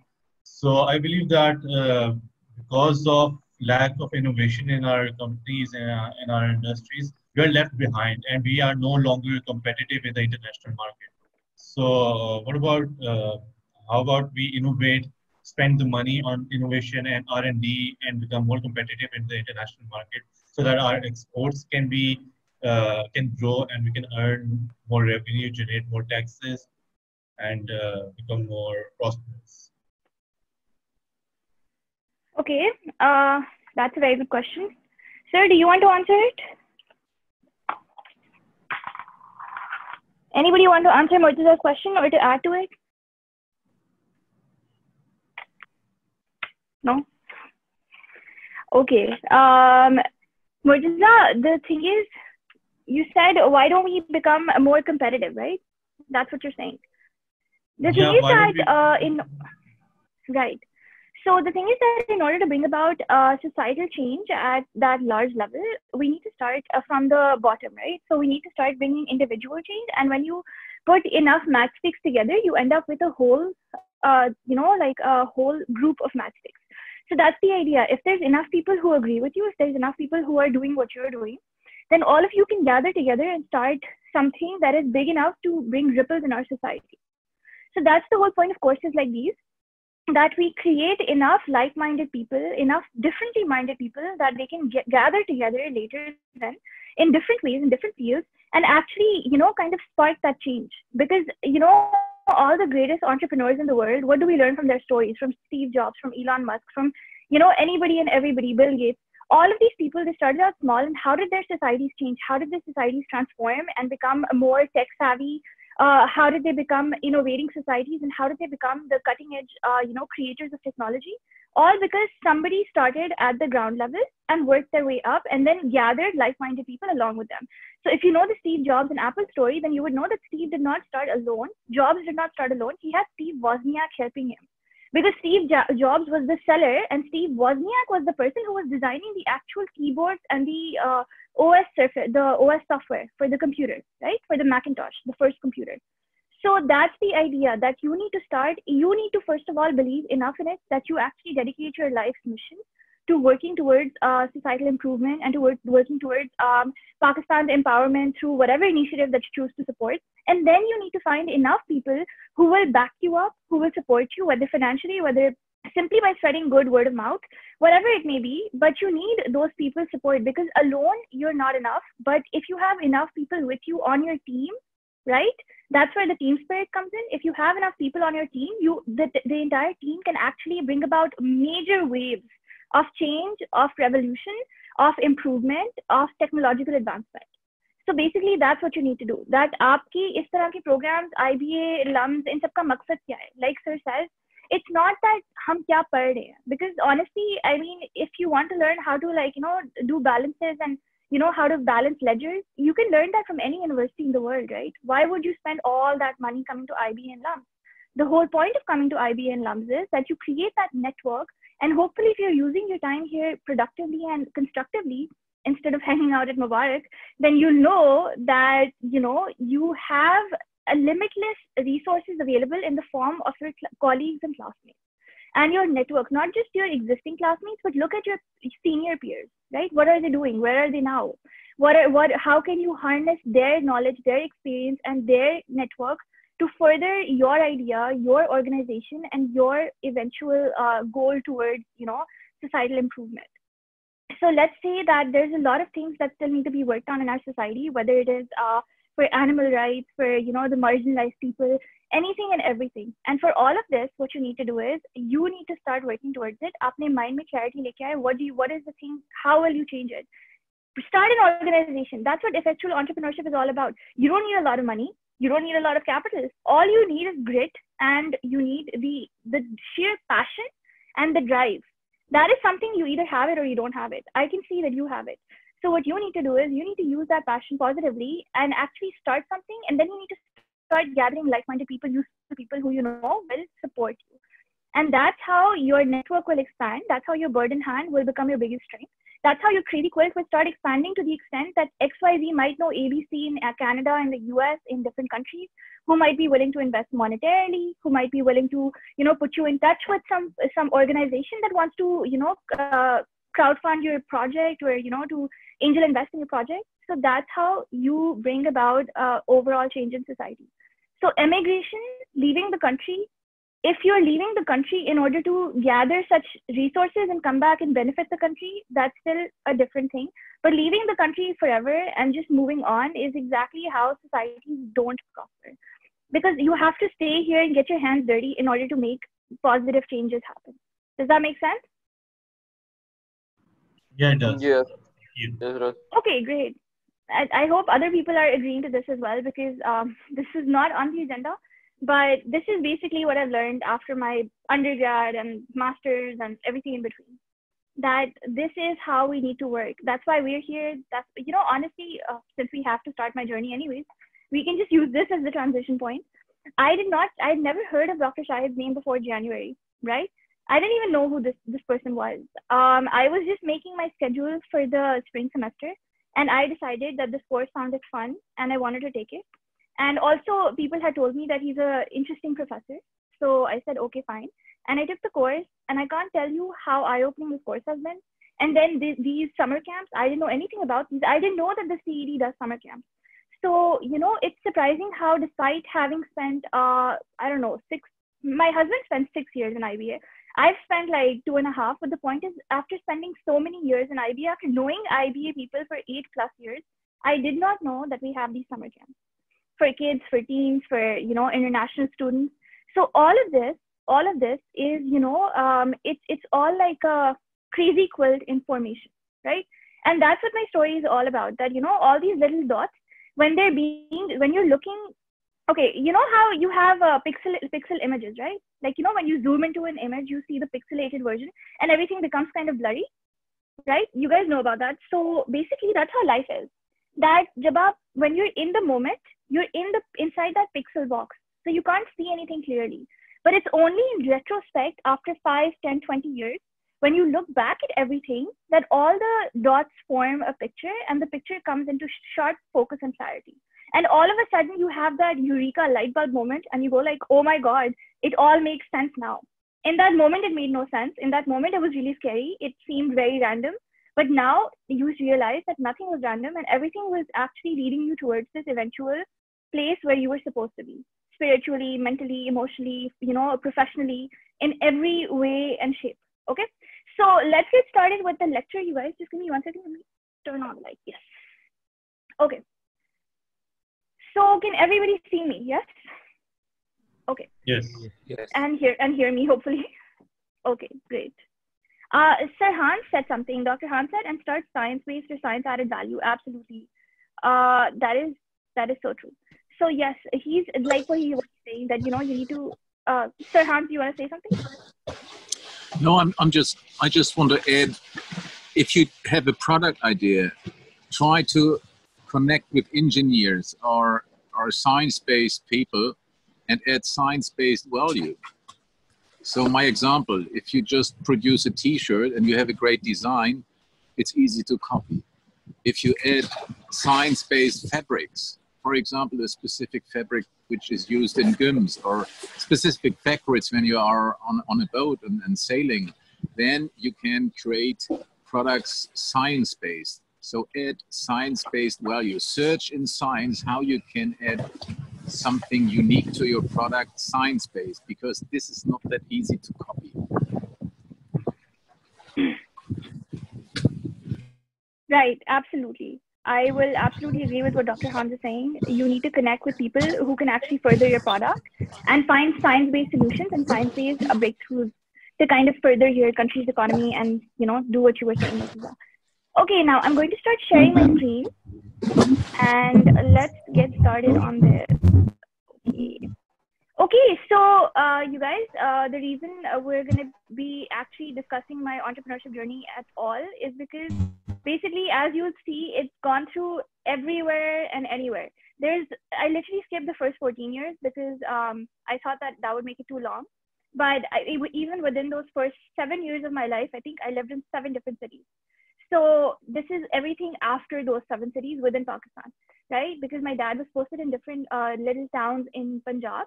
So I was born in Chinnor. Before that, my parents lived in Toba Tek Singh. Then we moved to Jhang, and then we moved to Faisalabad, then we moved to Lahore. And that, after all that, we came to Karachi. And this journey starts from my move from Karachi at grade 9 to the US for the first time in Chicago, okay? So basically, it all started in 2008 when, at the age of 14, my dad got a scholarship to the University of Chicago. This is the university and how it looks. This is the logo. That same year, when we moved to the US for the first time, I enrolled in grade 10 at Mather High School, right? So this is a picture of my school. This is, the logo of the school. And as you can see, why did I include a report card in here? Because basically, before we moved, I was a very sports obsessed kid, right? I was into throw ball, netball, softball, just playing, swimming. I represented my school for swimming. So I did all these different sports activities, and I absolutely did not study. I mean, to the extent that my parents were very disappointed, and they thought that I was never going to end up becoming something because I was very non-serious towards my education. But when we moved to the US in a different system, in a new environment, I decided to actually devote my energies towards my education. And that was the first time in my life in grade 10, when at the end of the year, I got straight A's and I got Dean's List, right? So the next year, after getting Dean's List in grade 10, in grade 11, I joined the school's debate, math, and advisory team, to name a few. Okay, so there's the Chicago Debate League, there's the Chicago Math League, and this is the National Honor Society. Later onwards in my story, you'll see why this was very phenomenal and played a very important role, the Debate League. This decision to join the Debate League actually, brought me something very, very wonderful in life. I'll tell you later. So yeah, basically this girl and I randomly decided to pair up in the Chicago Debate League. Now, the way that the Chicago Debate League works is they have policy debate style, which is 2-on-2 speed debating. So I don't know how many of you know about that. Do you guys know about it? What Chicago style debate sounds like and looks like? Any ideas? You can use the chat window to respond. Has anybody heard of the Chicago style speed debating, policy debating? No? Okay, so I know you guys know parliamentary probably. Okay, great. So, okay, maybe we can watch a video about that as well, because policy debating is very different. Basically, you have 8 minutes and you have to fit in all your arguments as quickly as possible in those 8 minutes. So for people like me who speak really fast, it's perfect. So I ended up discovering this new passion, and my best friend and I finished that season by ranking within one of the top 32 debaters in the entire city of Chicago in the public school system. So that's a pretty big deal for little teenagers who didn't know how to debate a year ago, because there's more than 2,000 kids who are competing. So that was very exciting. And it also taught us a lot about how we could, do research, formulate arguments, and, just be better versions of ourselves through critical thinking. Okay. Now let's move on to the next part. Now at the end of grade 11, I've just won 5 medals in debate. I've won 4 medals in math. I'm so happy in Chicago. And my dad said we have to go back to Pakistan. And I was heartbroken. I thought that was the end of the world. And I said, how will I finish high school if we go back a year before I graduate? He said, I don't know, but we need to go back. Maybe you can do inter, or maybe you can do O-levels, which was not possible because I would have to go back 2 years. So, and start at 10th grade. So I said, okay, let me do some research. And I found out about Karachi American School. So in the entire city of Karachi, Karachi American School is the only school that is accredited by the Middle States College of, Schools and Association. And that's what ended up happening. I applied to the school. I finished my high schooling education in senior year at the school. And while I was at the school, I continued learning Spanish, which I had taken up in Chicago, and enrolled in the Spanish Honor Society. Okay, and in the second semester of our senior year, they took us to Spain for a really cool journey. So I'm going to be taking you guys to one of the best parts of Spain that I went to, and that left a really powerful image on me about the Spanish culture and about our role in it. So that's where all of that happened. Karachi American School, senior year trip to Spain with the Spanish class. Okay. Now, I finished from Karachi American School. My dad had promised me if you get a 50% scholarship, you can go back to Chicago. Because obviously I wanted to go back to Chicago to study for undergrad. He said, if you get a 50% scholarship, you can go. However, I got a 43% scholarship, right? And he said that even though I can send you, you have 2 younger siblings and it's very expensive. So why don't you go to IBA? Now, a lot of you know that IBA is the best school in the city, but because I had been away from the city, I actually didn't know which universities are good and which ones are not. So when my dad told me to go to IBA, I was a little heartbroken because I was like, but I wanted to go abroad and you're sending me to IBA. And he said, no, it's the best university in this entire city, you know, possibly in the country. Why don't you try to get inside, you know, try to get admitted? I said, okay. I applied to IBA. I had my SAT score, which was about 1900. I was exempt from taking that test, but my dad told me, he challenged me that I'm sure you cannot clear the IBA entrance test because he knew that my math was weak. So I was like, but why would I give the test if I'm exempted from it? I mean, you know, I have a glorious 4-month-long summer break. I want to enjoy myself. My best friend's brothers were getting married. So he said, no, I challenge you, clear the math, okay? And when I gave the test, you guys, how many of you want to guess whether I cleared it or not? Would I have cleared the IB entrance test with no, you know, calculus background, as per se, and very little motivation? I mean, what would have happened? Okay, Uzair saying yes. Okay, Zed saying yes. Okay, Parmada's also saying yes. Wow, Parmada, thank you. That's very impressive. Okay, so you guys, I did clear the test, but by 5 points, which means 2 MCQs. If I got 2 more questions wrong in math, I would have failed the test. I mean, that wouldn't have stopped me from going to IBA because, again, I was exempt, remember? So this was just a father-daughter challenge going on. But, you know, IBA wouldn't have stopped me from coming. But the thing is, my dad was right. I understood what he was saying, and I went to IBA, right? Now, in my second semester at IBA, what happened was my dad got moved again. This time, he got posted as a part of his job to Washington, D.C.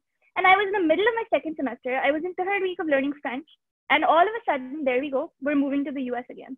Now, obviously, I moved in the middle of the semester and no university was willing to take me. They said, you're too late. You know, admissions have closed for this semester. You need to start your freshman year all over again after 7 months. We got there in March, right? And the university started in September. So I was like, what will I do for 6 to 7 months? I'm going to go crazy. So I ended up enrolling at a community college, right? I went to this community college. I finished a 2-year degree in 3 semesters. I started in the summer semester, took the fall semester, took the spring semester, finished that degree, Associate of Science in Business Administration.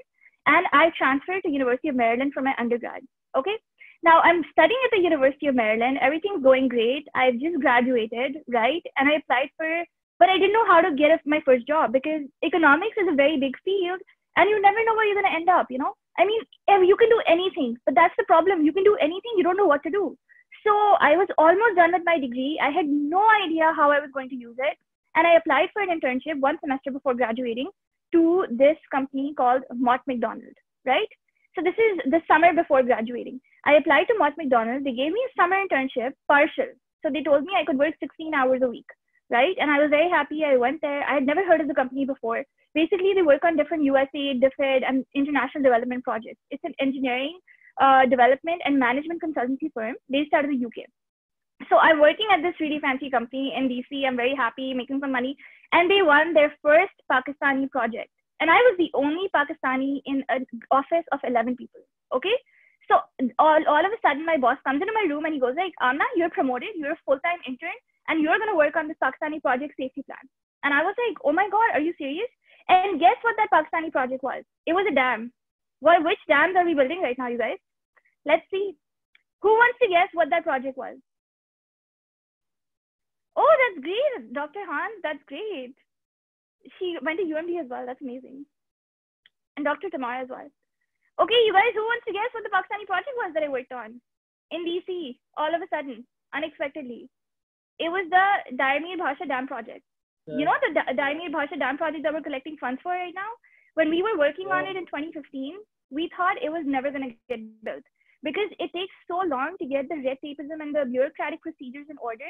I mean, it took years to build Sarbela Dam. So we were sure that when we were doing the research, it wasn't going to happen anytime soon. Maybe my kids would live to see it, but I was sure it wasn't going to happen when I was alive. So I worked on the Daimir Bhasha Dam project and a bunch of different projects, including Power Africa. So I don't know, Aina, if you know about Power Africa. It's this renewable energy project, but it was really cool. It was about bringing renewable energy to all these different countries in the African, continent, and it was very cool.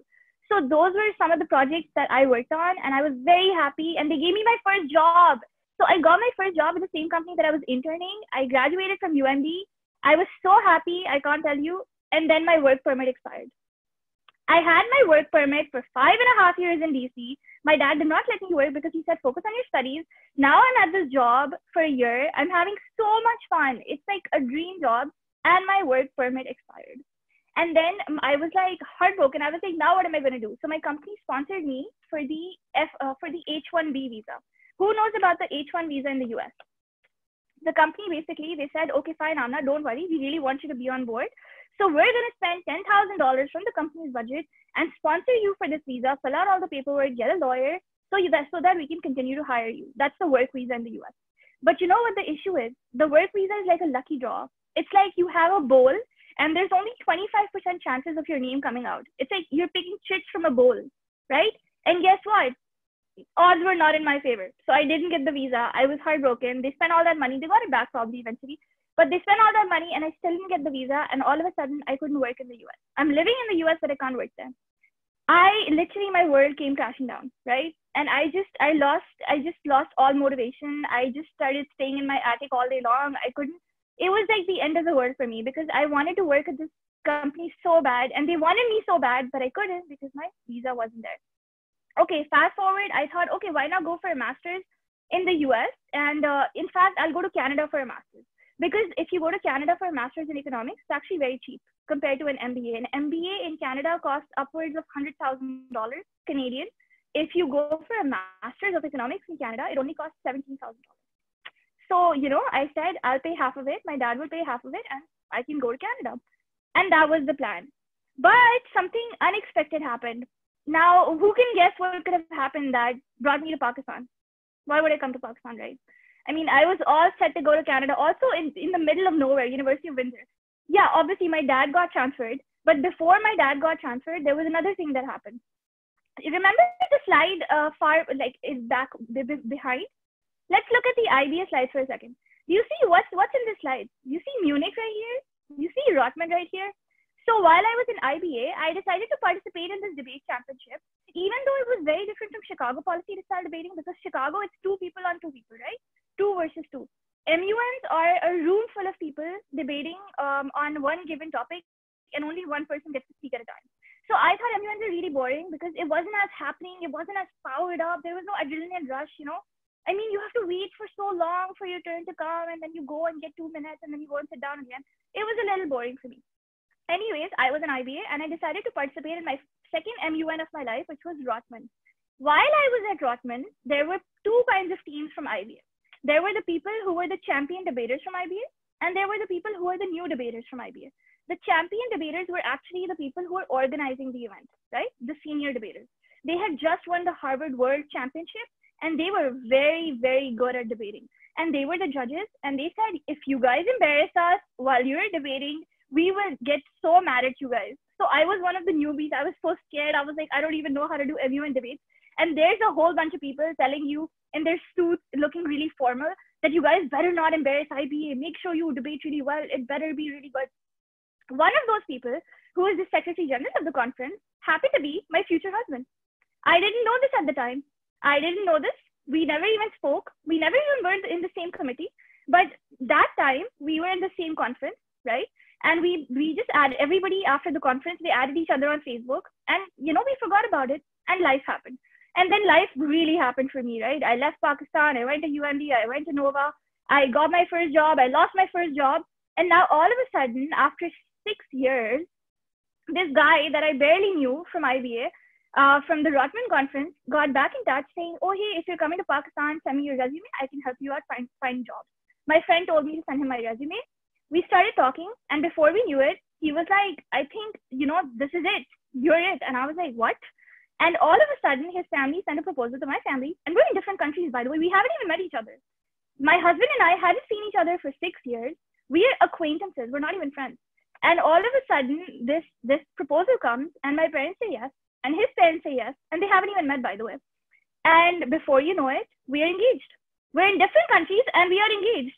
Now, his friends and my friends were losing their minds. They were like, you guys have not met each other. How can you be engaged? And we were like, we don't know, it just feels right. So all of a sudden, my dad got posted back, and now I'm going back as an engaged person to Pakistan, not having met my fiance in many, many years. And I met his family for the first time. And within a month, the nikah happened, which is the religious ceremony, basically. So the religious ceremony happened within a month, and everybody was shocked. Everybody was like, where did this girl come from? Where is this guy coming from? You just got back to Pakistan after 5.5 years. What's going on? So basically, the whole purpose of narrating the story is, you guys, life happens. Everything is connecting. We don't know it, right? So the dots were all forming. I didn't know 6 years ago that he was my husband. If I had known, I would have never left Pakistan, right? Similarly, he would have asked me 6 years ago, but nobody knew. Anyways, I come back to Pakistan. Now I'm engaged. We got married. I was doing my second job for a USAID project, which was the Sindh reading program, right? And that was great. But then after that job ended, I started my MBA from IB Karachi. Now I'm almost done with my MBA. It's the beginning of my 4th semester, and I'm just thinking, I did this degree, but I don't even know why I did the degree. And I wanted to do it because it would improve my job prospects, but how will I apply it? Again, same thing that I was wondering about in my undergrad. And I'm really confused, and I'm like, I don't know how to use this degree. And then the 4th semester starts, and I enroll in entrepreneurial management with Dr. Shahid Qureshi. Okay. In that course, we learned about the Roxanne Quimby case. Now, all of you have heard about the Roxanne Quimby case, right? So basically, I had been using the Burt's Bees products for 7 years in the US, and I never knew what the history behind it was. I didn't know Bert was this bearded guy living in the woods. I didn't know the bees wax was what started that lip balm. I didn't know that that company made so many other products. I didn't know that that lady used to be a hippie. I had no idea. So imagine the surprise when sir is talking about Burt's Bees, and I pulled out the lip balm, and I was like, oh my God, sir, I have it in my purse right now. So that was another eureka moment for me. And I was like, wow, I can't believe I never knew about this. I never knew about this company's history. And sir was amazed that I had the lip balm, and I was amazed that he was talking about this lip balm, production. And it was really cool. So in sir's class, we learned about the bird in hand exercise. In sir's class, we learned about the crazy pulse experience, which is something I could obviously relate to, right? And in all of that, he encouraged us that stop thinking about jobs, stop thinking about the 9-to-5 mindset, stop thinking about yearly bonuses and, jumping from job to job and different sectors. He's like, free yourself, unleash your potential, do something different, start your own business, which is something that my father-in-law had been telling me for 2 years, right? But I was just like, oh, but I don't think I have it in me, Baba. I don't think I have the entrepreneurial potential. I've always only thought about jobs. My dad is a government servant, for crying out loud. That is the most job that you can find in the world. It's the most stable job, right? So, I mean, I'm coming from that mindset. How can I do entrepreneurship, right? And I was just like, I can't do it. But Dr. Shahid and then my father-in-law's, encouragement for 2 years, all of that led me to finally say, okay, fine. When Corona happened and my job all of a sudden, kind of situation didn't seem very viable, I said, okay, fine, I'm going to start my own venture. And that, you guys, is how I became an entrepreneur. So do you see how many things I had to go through before I could arrive and actually start my own entrepreneurial journey? It's crazy. It's really crazy. And now I'm in the middle of launching my first set of books. So basically the idea is now I'm going to start sharing the other screen with you, which is my entrepreneurial venture, just so you guys can get a gist of what it's all about, right? 1 second. So yeah, it was crazy. I mean, I never saw myself becoming an entrepreneur, and here we are. This is basically the project that I'm working on right now. It's called Keep 'em Busy, and it's a bunch of different books for preschoolers to keep them busy during the COVID lockdown, just so that their parents don't go crazy trying to manage them. And there's a set of activity and coloring books that are dedicated to kind of engage the children while also teaching them moral values. Which is why Sir really loves this project, because it incorporates the moral aspect as well. So basically, it has a story written at the back of these books that you can read out to the kids. And then inside there's coloring pages and sticker pages. And there's one-liner for the story, right? So it's a small project, it's humble, but it's something, and it's mine. So that's very, very exciting. And obviously, I'm very excited to launch this, and it's been pretty cool. So yeah, that's basically, how I ended up becoming an entrepreneur, and this is what we're working towards. And it's just, that was basically how I ended up becoming an entrepreneur, you guys. So crazy journey, right? Now, I want you guys to watch a TED Talk, okay? Because what are the things that you learned from this journey? I mean, kya seekha aapne? What did you learn? Let me show you what I think you should take away from this journey. Look at this. Look at these slides. the first thing that I think you should really look at is you shouldn't be afraid of change. You'll get where you're meant to be, right? Every time that all of these different shifts were happening, I thought, this is it. Now all the good stuff is going to stop happening right now. When I was leaving my high school in the US, I thought things can't get any better. When I was leaving my, university in Pakistan, I thought, okay, but how will I get there and survive? When I was leaving the US and I didn't get my job, I was heartbroken and I was like, this is it. I didn't get a job. I'm never going to be happy again. But you know what? You shouldn't be afraid of change because you're going to get where you're supposed to be. Predeterminism, right? A certain level of predeterminism and a certain level of the invisible hand in your life. The second thing is you need to do the best you can and let go of what's not in your control. When I had to move back in my final year of high school, back to my country where they didn't have that system, I couldn't control that. What I could control was the research that I did and trying to find the best alternative, which I did, Karachi American Schools. There you go. New places mean new networks. Absolutely. If I had insisted and fought with my dad, no, I want to go to the US for undergrad, I will not go to IBA, I will not stay here in Pakistan. Guess what? I would have never met my future husband, right? So new places mean new networks, which can mean new wonderful opportunities in your life. You have to be bold, just not reckless. Okay, so you have to take risks, but don't be crazy. I mean, don't jump from the 12th floor of a building. You have to jump from like the first floor, like 5 feet, just take it easy. But definitely jump. Don't be too scared of jumping. So you have to be bold, just not reckless. I was bold when my family was bold when we accepted that proposal, never having met the guy, never having met the family. But we weren't reckless. We did our homework. We definitely made sure that it was a very a great family that we could trust everybody, and so it was a well thought out decision. But it was bold. Finally, make the most out of your God gifted skills and resources. Definitely something that I have been working on. I know that I'm good at studying, right? So I learned Spanish. I tried to learn French. I took Arabic in my community college. So languages is something I'm passionate about. Economics is something that I'm passionate about. Business studies. So I tried to make the best out of my resources and my God-given passions, right? And then also this, the other things that you have at your disposal. So right now for my venture, I am launching books because my father-in-law has a printing press. So he was very willing to go ahead and publish them for me. So, you have to kind of make the most out of your birds in hand. You have to see what do you have available? What can you do? But the most important thing, you guys, out of this entire journey is this one thing called grit. Okay? Who has heard of this? Who has heard of this little word called grit? I've heard of it. Okay. It's quite synonymous with determination and not losing sight of what your eventual goals are. Absolutely, absolutely. It's synonymous with determination and resilience. That's what Sir was talking about today, resilience. So now I want you guys to watch a TED Talk about this lady who talks about this. Because enough from me, I'm sure you guys are tired and sleepy by now. So let's watch a TED Talk about grit and why it's so important, okay? And then we're going to wrap up with a tour to Spain, just so you guys have a lot of fun. And that'll be the end of it for today. So just 1 second. Let me just open up the video. Yes, here we are. Okay, great. Just 1 second.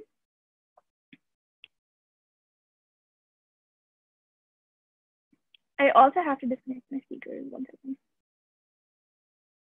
Okay.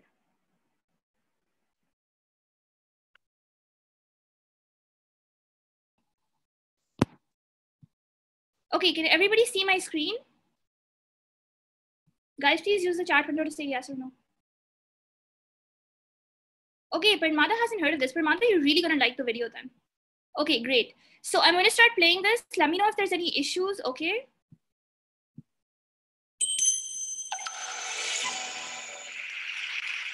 When I was 27 years old, I left a very demanding job in management consulting for a job that was even more demanding, teaching. I went to teach 7th graders math in the New York City public schools. And like any teacher, I made quizzes and tests. I gave out homework assignments. When the work came back, I calculated grades. What struck me was that IQ was not the only difference between my best and my worst students. Some of my strongest performers did not have stratospheric IQ scores. Some of my smartest kids weren't doing so well. And that got me thinking. The kinds of things you need to learn in 7th grade math, sure, they're hard. Ratios, decimals, the area of a parallelogram. But these concepts are not impossible. And I was firmly convinced that every one of my students could learn the material if they worked hard and long enough. After several more years of teaching, I came to the conclusion that what we need in education is a much better understanding of students and learning from a motivational perspective, from a psychological perspective. In education, the one thing we know how to measure best is IQ. But what if doing well in school and in life depends on much more than your ability to learn quickly and easily? So I left the classroom and I went to graduate school to become a psychologist. I started studying kids and adults in all kinds of super challenging settings. And in every study, my question was, who is successful here and why? My research team and I went to West Point Military Academy. We tried to predict which cadets would stay in military training and which would drop out. We went to the National Spelling Bee and tried to predict which children would advance farthest in competition. We studied rookie teachers working in really tough neighborhoods, asking which teachers are still going to be here in teaching by the end of the school year. And of those, who will be the most effective at improving learning outcomes for their students? Grit in kids is something called growth mindset. This is an idea developed at Stanford University by Carol Dweck, and it is the belief that the ability to learn is not fixed, that it can change with your effort. Dr. Dweck has shown that when kids read and learn about the brain and how it changes and grows in response to challenge, they're much more likely to persevere when they fail because they don't believe that failure is a permanent condition. So growth mindset is a great idea for building grit, but we need more. And that's where I'm going to end my remarks, because that's where we are. That's the work that stands before us. We need to take our best ideas, our strongest intuitions, and we need to test them.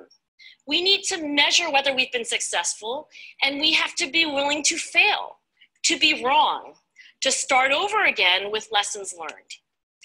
In other words, we need to be gritty about getting our kids grittier. Thank you.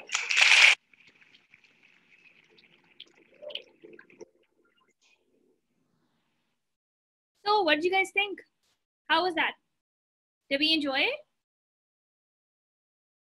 Right? As future parents and, as future entrepreneurs, confusing.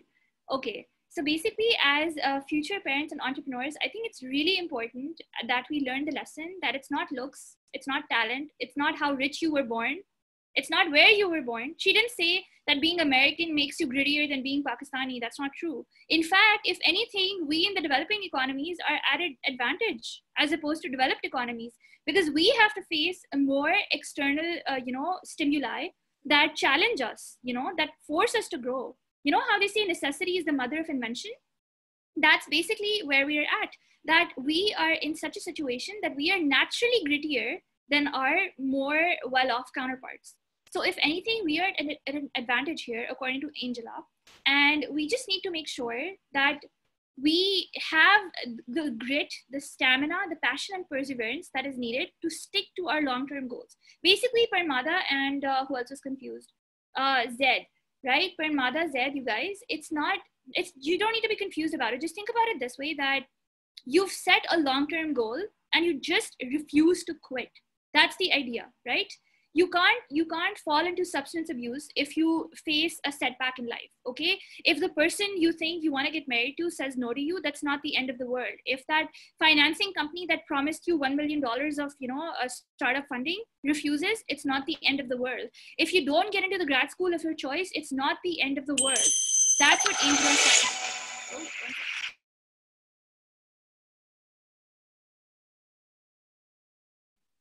that's the idea that she was talking about. And that's what I want you to take away from today's lecture. And that's also what my story is all about. Just don't give up. It's fine if you're getting, picked up from one place, put into the other, picked up from one place, put into the other. It's fine. It's totally fine. Just don't give up. Just stay gritty. And as parents in the future, that's what we need to focus on. Don't teach your child simply about, being talented or working hard. You need to teach them how to keep working hard despite setbacks. One of the worst things about being an A grader throughout your life is that you don't know how to fail. I mean, if you've been an A-star student throughout your life, you don't know how to fail. I can proudly say I was not an A-star student throughout my life. I used to fail geography and science every year in my O-levels education. Every year without fail. My parents used to get so mad at me.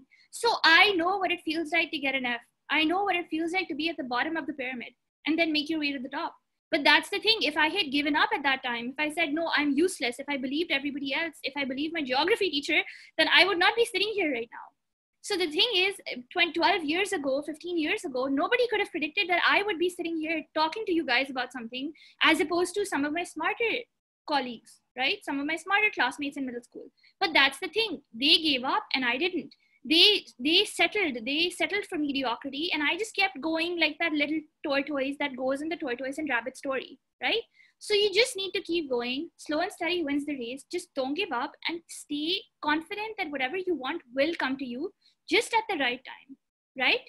So you just have to have faith, you have to have grit, and you just absolutely simply cannot think that any setback that you're facing right now is the end of the world. Because trust me, the world is really big, and sooner rather than later, whatever you want will come to you. If it's destined for you, and you just need to keep working hard. Also, another thing about, something that is more socially related is you attract the kind of energies that you emit.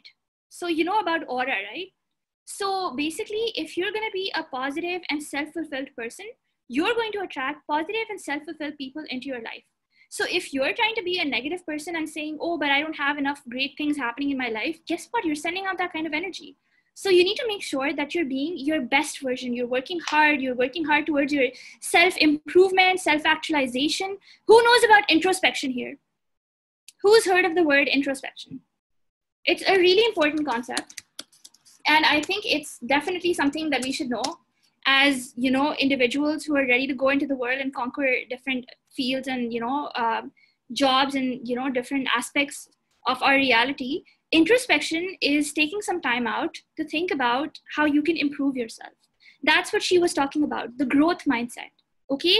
We need to believe that what we were born with does not have to be what we die with. We can grow, we can evolve, we can learn, we can improve, we can do anything and everything that we set our mind to. We have to believe that if we want, we could climb Mount Everest. With the right amount of training, with the right amount of perseverance, we could do it. So that's what you need to do. You need to make sure that you definitely take out some time from your everyday life and introspect. Think about, what did I do right? What can I do better? How can I, kind of really live the growth mindset? And how can I be grittier in my life?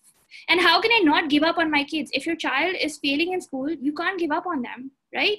It's what Sir said about his son coming last in the race. I mean, that child, well, you know what he said, right? He said, I just won last. He said, I won last. So that child definitely knew how to be gritty. And we need to learn as parents that we cannot, or future parents, that we absolutely cannot give up on a child if they're struggling. And we need to be gritty in our attempts to make our child a gritty and successful human being. Okay, now let's go for a little tour of Spain. Who's ready for something different? Yes, absolutely. Thank you, Asghar Saab. Let's just go to Spain and then we can, kind of call it a day for today. So just without any further ado, just give me 1 second. Can everybody see the screen? Yes. Okay. So here we are. This is a virtual tour of Granada, Spain. One of the most beautiful things that you will hopefully ever come across, because it's amazing, rich in history. It's definitely on the UNICEF site. I think it's okay. Great. So let's get started, you guys. Let me know if you have any browsing issues. Who knows where the word Strait of Gibraltar comes from? How many of you have heard of the Strait of Gibraltar? No? Yes? No? Okay, great. Who else has heard of it? Just one person? That's it? So I don't know if you guys know this, but just a little bit of Spanish history. Gibraltar actually comes from an Arabic word because the Moors were the Arabic Muslims who came to Spain. It means Jabal al-Tariq. Jabal al-Tariq. So if you guys know Arabic, you would know that Jabal means stone. So Gibraltar is actually named after the stone of Tariq. And Tariq, Mr. Tariq was the leader of the Arab army that came to Spain. Okay? So the Strait of Gibraltar is actually a piece of, yes, absolutely, Tariq bin Ziyad. So the Strait of Gibraltar is actually a piece of Islamic history sitting right in front of us in the maps, and I never knew that until I started teaching this course. So yes, a little bit of tidbit and fun facts over there. Let's go back to our video now. Turn on the captions, please. Oh, sure. Just one second. Thanks a lot. Subtitles, English. Okay. We can go back a little bit here. Only God is victorious. What do you see on the walls right here? Who wants to guess? Come on. Wake up, you guys. What is he talking about? Who can tell me a few facts that we learned from this video? What are the takeaways?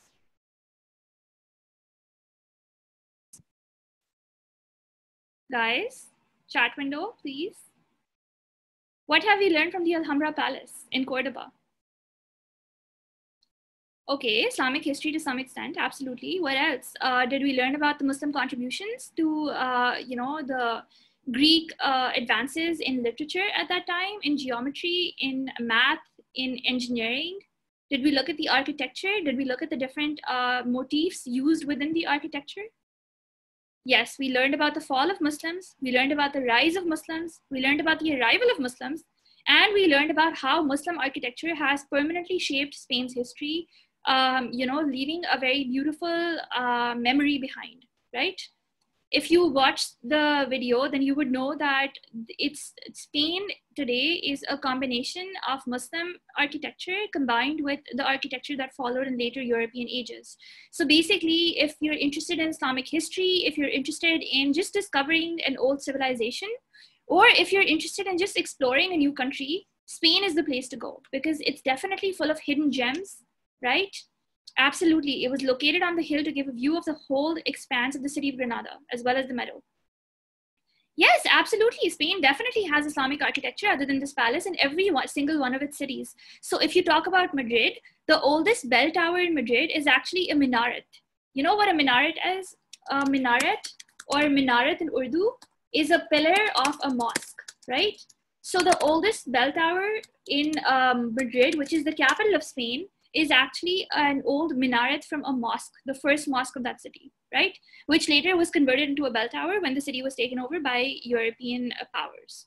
So in every city, whether it's Sevilla, whether it's Madrid, whether it's Barcelona, or, Alhambra, there are so many different, examples of Muslim architecture, of Muslim influences, right?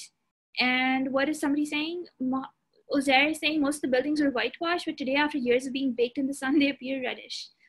That is true. That is true because originally they were built with red bricks, right? That was the signature Moorish trademark of building. It's very weird. Zed, why is it weird to know about all this? This is all a part of the global history that we study, right? As university students, as people who are interested in these kinds of things. I think it's actually fascinating. Yeah, absolutely. So that's definitely something that you don't get to read this. When you go for a traditional tour in Spain, nobody's going to tell you about all this. This is stuff that you need to do your own research about. So if you Google Islamic, influences in Spain, you learn how even the Spanish language is inspired by a lot of Arabic, right? Yeah, absolutely. One shouldn't need to, but a lot of time has passed since then. And obviously it's inevitable that, some parts of history always get lost, right? Or hidden or overshadowed. So this is just one aspect of that, but it's okay because people still know and people are still learning. Like you saw, our guide was actually an American person. So this was an American person who was making this channel. Yeah, absolutely. This channel that I showed you was called, one second. It's called Rick Steves Europe. So this guy, Rick Steves, can show different things. Also, if you guys want to go for an Islamic tour of Spain, there's a website that you can go to once the Corona lockdown is lifted. It's called halaltours.com. They take you to Morocco, they take you to different cities in Spain, and they tell you all about the Islamic architecture, Islamic perspectives, halal food, So they arrange the halal food for you. They find mosques for you to pray in. They tell you about all of these influences. It's very cool. So halaltours.com. Okay, that is definitely something you should check out if you're interested in taking an Islamic, perspective tour of Spain and its neighboring countries, because even Portuguese is inspired by Spanish. Now, who wants to learn a little bit of Spanish in the last 10-20 minutes that we have? Yes, absolutely. I've been speaking Spanish for 12 years. I learned it in high school in the US. So does anybody want to learn a little bit of Spanish? Maybe learn how to say yes, hola, hola, ¿cómo estás? Maybe learn how to say hi, how are you, that sort of thing. Because if yes, then I can show you some really basic pronunciation tricks. Okay, absolutely. That's great, you guys. Let's go. So let me get started with this. I just want to teach you, basically, the purpose of me showing you these slides is to teach you how to pronounce stuff. If you know how to pronounce the words, you know how to read them. And if you can read it, it's the same as English. It's very easy. Duolingo. Okay, you need tips. Okay, I can give you, so this is the introduction to Spanish right here. So like I told you, the Spanish culture was influenced by the Roman Empire for centuries, and then the Umayyads in the Middle Ages. In the 10th century, Cordoba, which is the place that we just visited, was the capital of the Umayyad Spain and was unrivaled, unparalleled in both the East and the West for its wealth and civilization. Okay. However, there was the reconquest, which Steve was talking about, Rick Steves, and the Europeans took back power. But even today, Spain has the third highest number of UNESCO World Heritage Sites with 47 impressive places that are a must visit. So whoever was asking me if there's more Islamic gems hidden in Spain, definitely. Out of these 47, there's a lot of places that were built by the Muslims in Spain. Now we have the language itself. Who knows how many people speak Spanish? Did you know before this slide that there were 480 million speakers, native speakers of Spanish? Look at this map of the world. Can you see how much of it speaks Spanish? That's pretty significant. And this is just the native speakers. So people like you and me, they're not even counting them right now. So if you include the non-native speakers, the number goes above 500 million. That's 7% of the world's population. So if you want to learn a language that will help you communicate with 7% of the world's population, this is what you need to do, okay? 75% of modern Spanish is derived from Latin, obviously, but 8% of the vocabulary is of Arabic origin. Spanish is also one of the 6 official United Nations languages, and it's the primary language of 21 countries. And obviously, it's the second unofficial language in America, right? Because of all the people who migrated from Mexico and different Latin American countries. So if you go to the US, what you will see is that in every supermarket, every store, the subtitles are in Spanish for any item, right?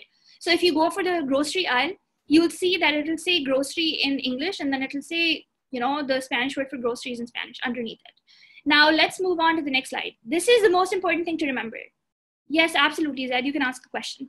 So if you want to learn how to speak Spanish, this is basically the most important thing you need to remember, how to pronounce the vowels, okay? So, you have A, E, I, O, U in English. You have A, E, I, O, U in Spanish. So how is A pronounced? Ah. How is E? Eh. How is I pronounced? Like the letter E. E. How is O? U. I'm sorry, O is O, like the letter O, and U is U. So it sounds like monkey noises, but actually if you just memorize this, you're good to go. A, E, I, O, U. A, E, I, O, U. A, I, O, U. Okay? Are we good so far? No, it didn't originate from the Latin Americas, you guys. Okay, are we good? Great. So now we have another important thing to remember about Spanish. Spanish, the way you use a word depends on who you're speaking to.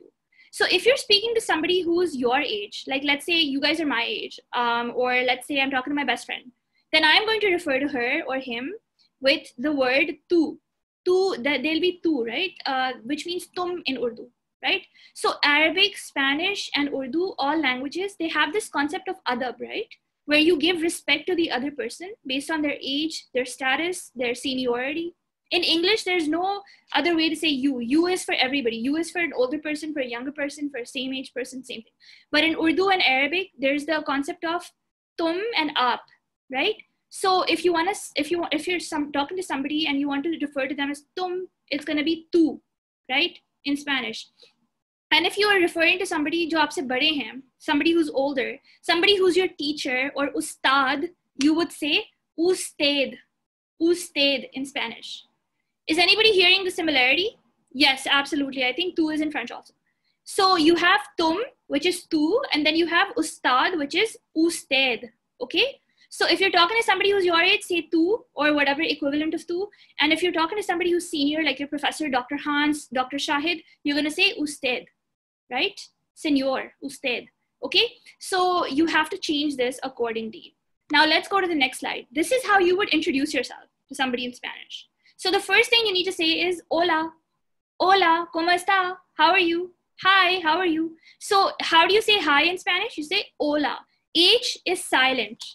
Now these are some simple rules. H is silent. J is pronounced like H. Okay? So the sound. Okay? And there's G followed by E becomes H.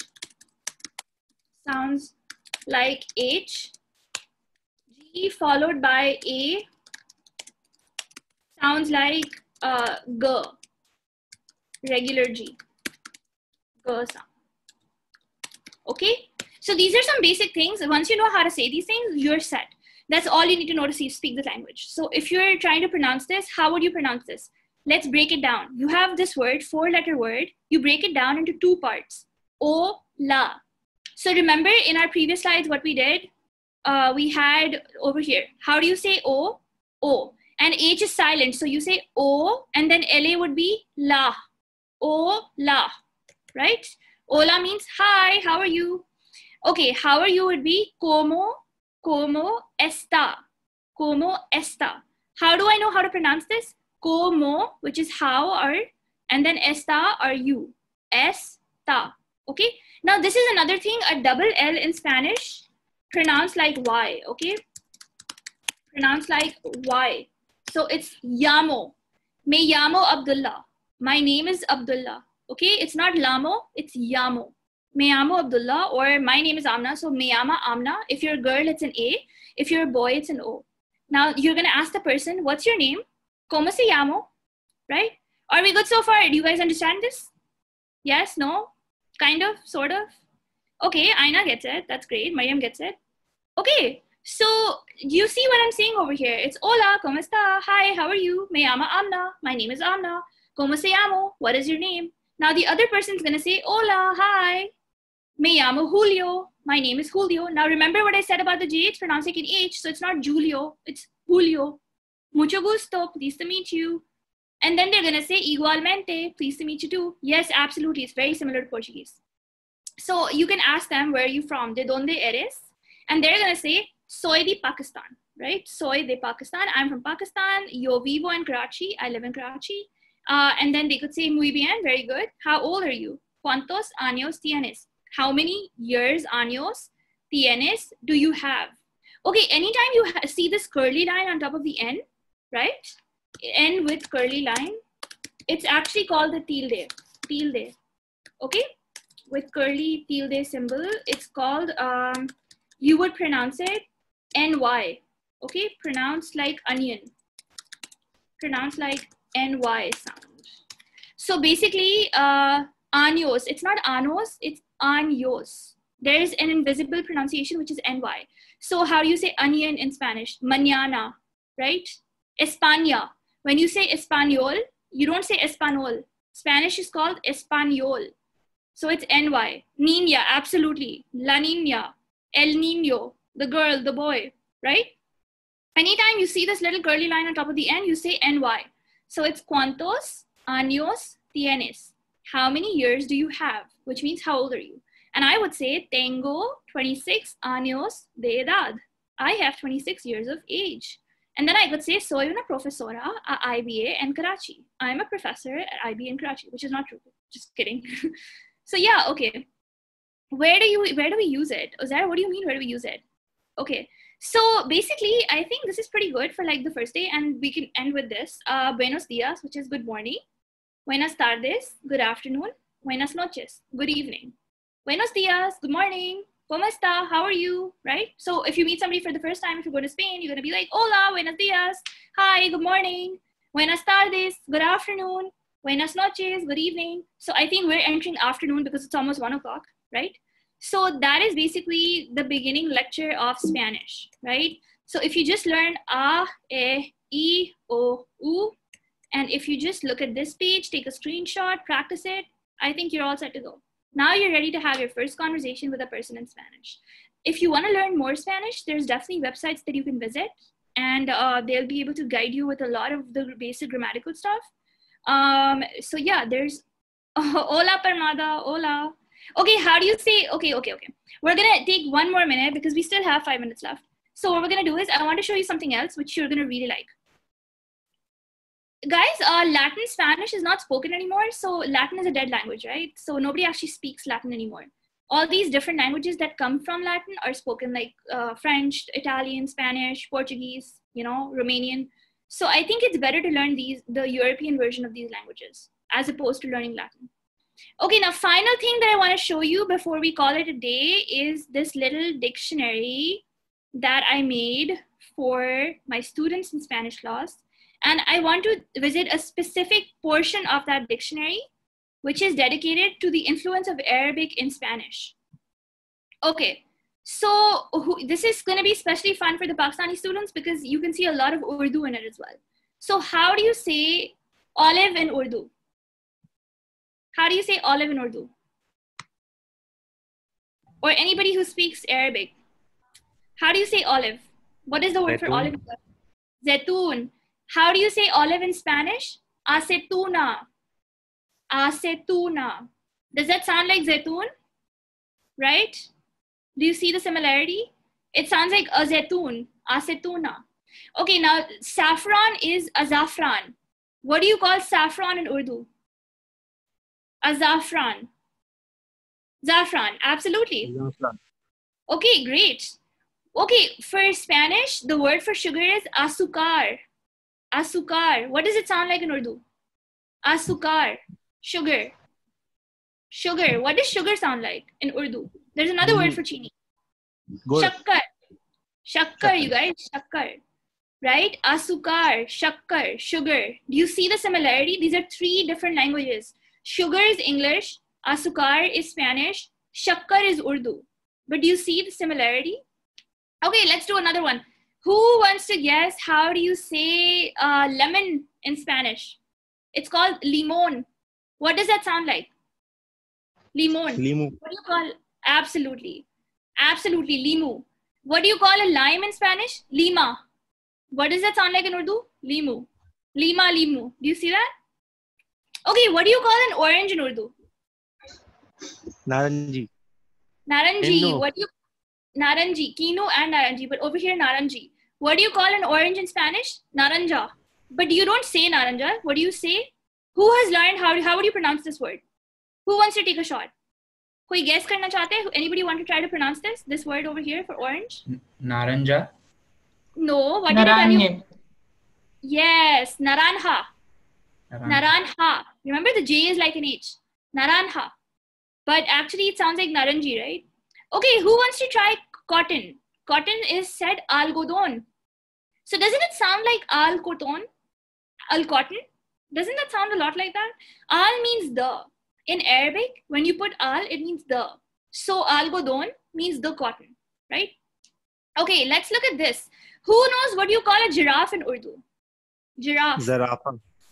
What do you call it in Spanish? Giraffa.